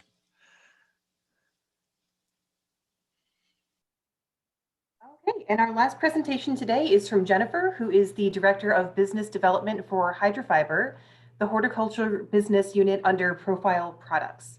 So Jennifer joined Profile Products in 2015, following more than 10 years at Ball Horticultural Company, where her roles included the European Marketing Coordinator, Brand Manager, and ultimately the Global Business Manager for the Pan American Seed Division. Her arrival at Profile Products coincided with the launch of the company's horticulture division and the introduction of the Hydrofiber brand. In her time leading Hydrofiber, the wood fiber substrate has been adopted by growers across North America, and 2021 will include the installation of the 100th Hydrofiber machine for wood fiber bale processing. So thanks for joining us, Jennifer. Thank you, Kate, for that wonderful introduction. I hope everybody can see my screen okay. Yes, we can. Perfect. Well, we're just going to get right into it. I realize I'm the last presenter, so I'm not very good at telling jokes, so I'll just try to keep this real brief. Please do ask questions throughout the process. I'm happy to answer them. What you're looking at is a picture of our facility in North Carolina. We make our product just outside of Charlotte. And in a nutshell, basically what we're doing is getting wood chips from the local lumber mills after they debark the logs and make the planks. There's always leftover wood, and that leftover wood for them is waste wood, but it's good wood for us. And so it's brought to our facility. We basically store it at our chip yard, and then when we're ready to make hydrofiber, front-end loaders bring it and dump it into one of the load cell hoppers on the back of the factory wall. And with one of these digesters, there's two here you can see, we use heat pressure and steam basically to melt the chip enough that we can make it into a pliable piece of wood. And we use a set of circular refining plates to rub that wood apart, and that's what gives us our fluffy fibers. Now those fluffy fibers are then further processed with a second heat treatment. We dry them down to about 20% moisture, and then we compress them into highly compressed bales, and those bales are what we ship to our blender customers and our grower customers around the world. We're located in Charlotte, North Carolina area because for a few reasons. First of all, we want to be in the heart of Southern Yellow Pine country. A lot of academic professors have done research on the use of wood fiber and wood fiber technologies, and they've identified pine, specifically Southern Yellow Pine, as being one of the best raw materials to use for plant growth. So that is the only material we use in our hydrofiber product line. It's 100% renewable. The great thing about hydrofiber and the way that we make it is we're able to make a fiber that has tremendous surface area, and that surface area translates itself back into a particle, if you will, that has a lot of places for water droplets to adhere to. And so we're able to provide water holding capacity as well as airspace on the same particle. And so many people ask us, well, what is hydrofiber used in place of? And my answer is really simple. It depends. So a lot of our growers initially use our product to replace perlite in their mixes. That's where most of our growers start. However, as it's been more difficult to get raw materials in the United States and in North America due to some of the recent conditions related to COVID, we have many growers that are using our product to replace cocoa coir, a portion or all of it in their mixes. Some of our customers use it to replace peat or a portion of peat. It's just been harder for them to perhaps get it across the border. We also have some growers that are using our product to replace bark because sometimes their bark supply just hasn't been as consistent as they like. And so the nice thing is, because our product's made in a factory and it's always the same, it makes it very versatile and very useful in a lot of different ways. We offer 3 different diameters: a thick fiber, 365, and a thinner fiber, 065. I would say 80% of the marketplace uses our 160 fiber. It's our most versatile, and it goes kind of both ways in the area of water holding capacity as well as airspace. Everything we ship out has a pH of around 4.5, and as I mentioned, the moisture content's about at 20% on our 50-pound bales. Here you can see the porosity versus the water holding capacity, and again, we're able to make these thinner and thicker fibers in our factory, which allows us to provide a fiber that for the most part works for everyone that we work with. Why are people switching to hydrofiber, and why has it been able to make the progress in the market that it has made? You know, it's really unique to the customer. So some customers are moving to it because it just operationally helps them run more efficiently. The fact that our product's made in a factory and can be shipped when they need it allows them to cut down on the amount of material they need to store. And this particular instance, Jeff Murphy from Altman Plants, he's using 50% of our product in his peat blends. Other customers of ours like the way that they see faster rooting or shorter crop times. One of our customers, Paul Hardeman, Dan Chance, he just thinks the greenhouses are cleaner. They don't have perlite dust laying around. We hear that also about the retail stores, that they appear to be cleaner in products that are grown in hydrofiber. And then lastly, many of our customers, like Chuck Saul, who's a former customer of ours from the Costa Farms, he just tells us that it really has made their operations run more efficiently. It's one of the most innovative products he's run across in his entire career. So there's a variety of reasons for why people are making the switch to hydrofiber. We start our customers anywhere from 20 to 30%. That's really the starting place. It's a good place to learn. There's not many changes that have to happen when you make the transition to fiber, especially when you're at a 20 to 30% range. As you go higher, you have to start thinking a little bit more about nutrient packages, specifically your lime use. But as you can see in these pictures, we did a study not long ago with Dr. Glenn Fain from Auburn University, and we're specifically looking at how high we can go. And here you can see in these pictures, hydrofiber plants grown in 30% hydrofiber, 40% hydrofiber, 50% hydrofiber, and 60% hydrofiber. And I think you'll agree with me, if you look at these pictures, the plants all look very sellable. And we have customers to this day that are at 30, 40, 50, and 60% inclusion. So anything's possible. And the good thing is we have a highly skilled team that can help you figure out which inclusion rate is the right one for you, and to help you get started and be successful at whatever inclusion rate you'd like to try. The big thing with hydrofiber, in addition that it's made in a factory, is the fact that we compress it into tightly compact bales. When I started the business 5 years ago, we focused on our 50-pound bale, and everybody I know initially said, oh my gosh, 50-pound bales, I feel like I'm going backwards in time, not forward in time. Little did they know that that 50-pound bale compressed so tightly that one truckload of our material at a 50-pound bale will actually equal five truckloads of peat, or almost 8 truckloads of perlite. So a little bit of our material goes a long way. Last year around this time, right before a lot of things shut down due to COVID, we actually installed tower making facilities, and we now also offer hydrofiber and Easy Blend in towers. And you can see, again, our product is highly compressed, travels very efficiently all over the world. And so growers are able, and blenders are able, to bring material in as they need it and not have to do a lot of storage, which is really helping them free up operations space so that they can use that for other things. As Kate mentioned, we are proud to announce that we actually are installing our 100th machine. It's been quite an exciting ride. As many of you know, initially when we started, you needed a specialized piece of equipment. Many of our grower customers and blender customers have either a hydrofiber processing unit or a hydrofiber expander, because that's the way to get the most yield out of the materials that we ship you. However, because there's been an increased request by the marketplace to have products that don't require a specialized piece of equipment, we've actually continued to work on those as well. But we're very excited that we now have 100 machines in the marketplace processing hydrofiber. It's been an incredible journey, and we're excited about that. Here you can see some of the grower customers that are hydrofiber customers. And as you can see, we have a wide variety of customers. We have customers that are smaller in size, larger in size. We have customers doing the traditional bedding plants along with succulents, foliage. The short of the matter is we've not found a product yet that does not like growing in hydrofiber. And any of these customers on this list, I'm sure, would be happy to speak to any of you on the phone about their experiences with hydrofiber.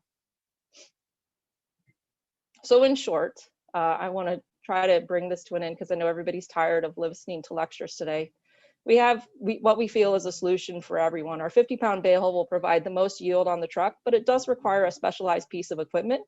Our equipment partner, Agronomics, does a wonderful job of coming on site to help assess what type of equipment you need and helping you really make it a turnkey project from start to finish. We also have a skilled team ourselves who can come in and consult on the equipment, as well as helping you get the product hydrofiber at your facilities and making it a smooth transition. As mentioned, this year, we introduced the Hydrofiber Ultra Towers. It's not as compressed as the 50-pound bales, but it doesn't require the specialized hydrofiber processing equipment. In fact, some of our customers use a front-end loader or some sort of bobcat to break it apart, and they just pad mix. And so for those of you that are in particular really missing out on a raw material right now, like your perlite is not available, or your cocoa core has gone up so much in price that you need to find an alternative, or it's been difficult for you to get your peat moss as regularly as you would like, this is an excellent alternative. And we have recipes and suggestions for you available now as to how to make base blends without any equipment. And then lastly, one of the solutions obviously is if you don't blend yourself, we also work with several different blender partners. And so you can always purchase a pre-blend option, which has hydrofiber from one of the blender partners that you see on the screen. And so that's also an excellent option if blending your own soils is not an option. We try to make the transition to hydrofiber as seamless as possible. We have a website which has a great deal of information. We're also actively posting on LinkedIn and Facebook. And as mentioned, we have a full team ready, willing, and able to travel to your facilities, to talk to you on the phone, to schedule virtual meetings, whatever is most convenient for you, so we can tell you more about hydrofiber and the benefits we believe it could bring to your operation. So with that said, I don't know if there's time for questions. I realized I was the last person on the call today, but I'd be happy to take any if there are any questions about hydrofiber. We do actually have one question for you. Someone would like to know the rate of decomposition for hydrofiber. Yeah, that's an excellent question. As I mentioned, we actually are able to make our product in multiple diameters. And so that diameter translates itself back into not only water holding capacity, but also airspace. All of our fibers have been rated for at least 12 months of production. Many of our fibers go 8, I would say more in the realm of 18 months of production. And our 365, which is our thickest fiber, our coarsest fiber, that actually will go multiple years. And so we have customers that are doing shrubs, trees, perennials, and they're using that thick fiber without any issue. We've also worked with several hydroponic growers that are looking for an alternative that's more sustainable. And they've used our product in intensive cultivation of cucumbers, peppers, tomatoes for a complete year of hydroponic production. Okay, well, thank you, Jennifer, and thank you all to all of our presenters today. Thanks to all of you for joining us. I hope that you found something useful that you can take home to your greenhouse and make things a little bit easier or better. So we hope to see you at the next one, at the 5th annual Plant Health Virtual Conference. And like I said, everyone who registered will be receiving a link to the recording in the next maybe 5 to 7 business days. So thanks again for joining us, and have a good rest of your week.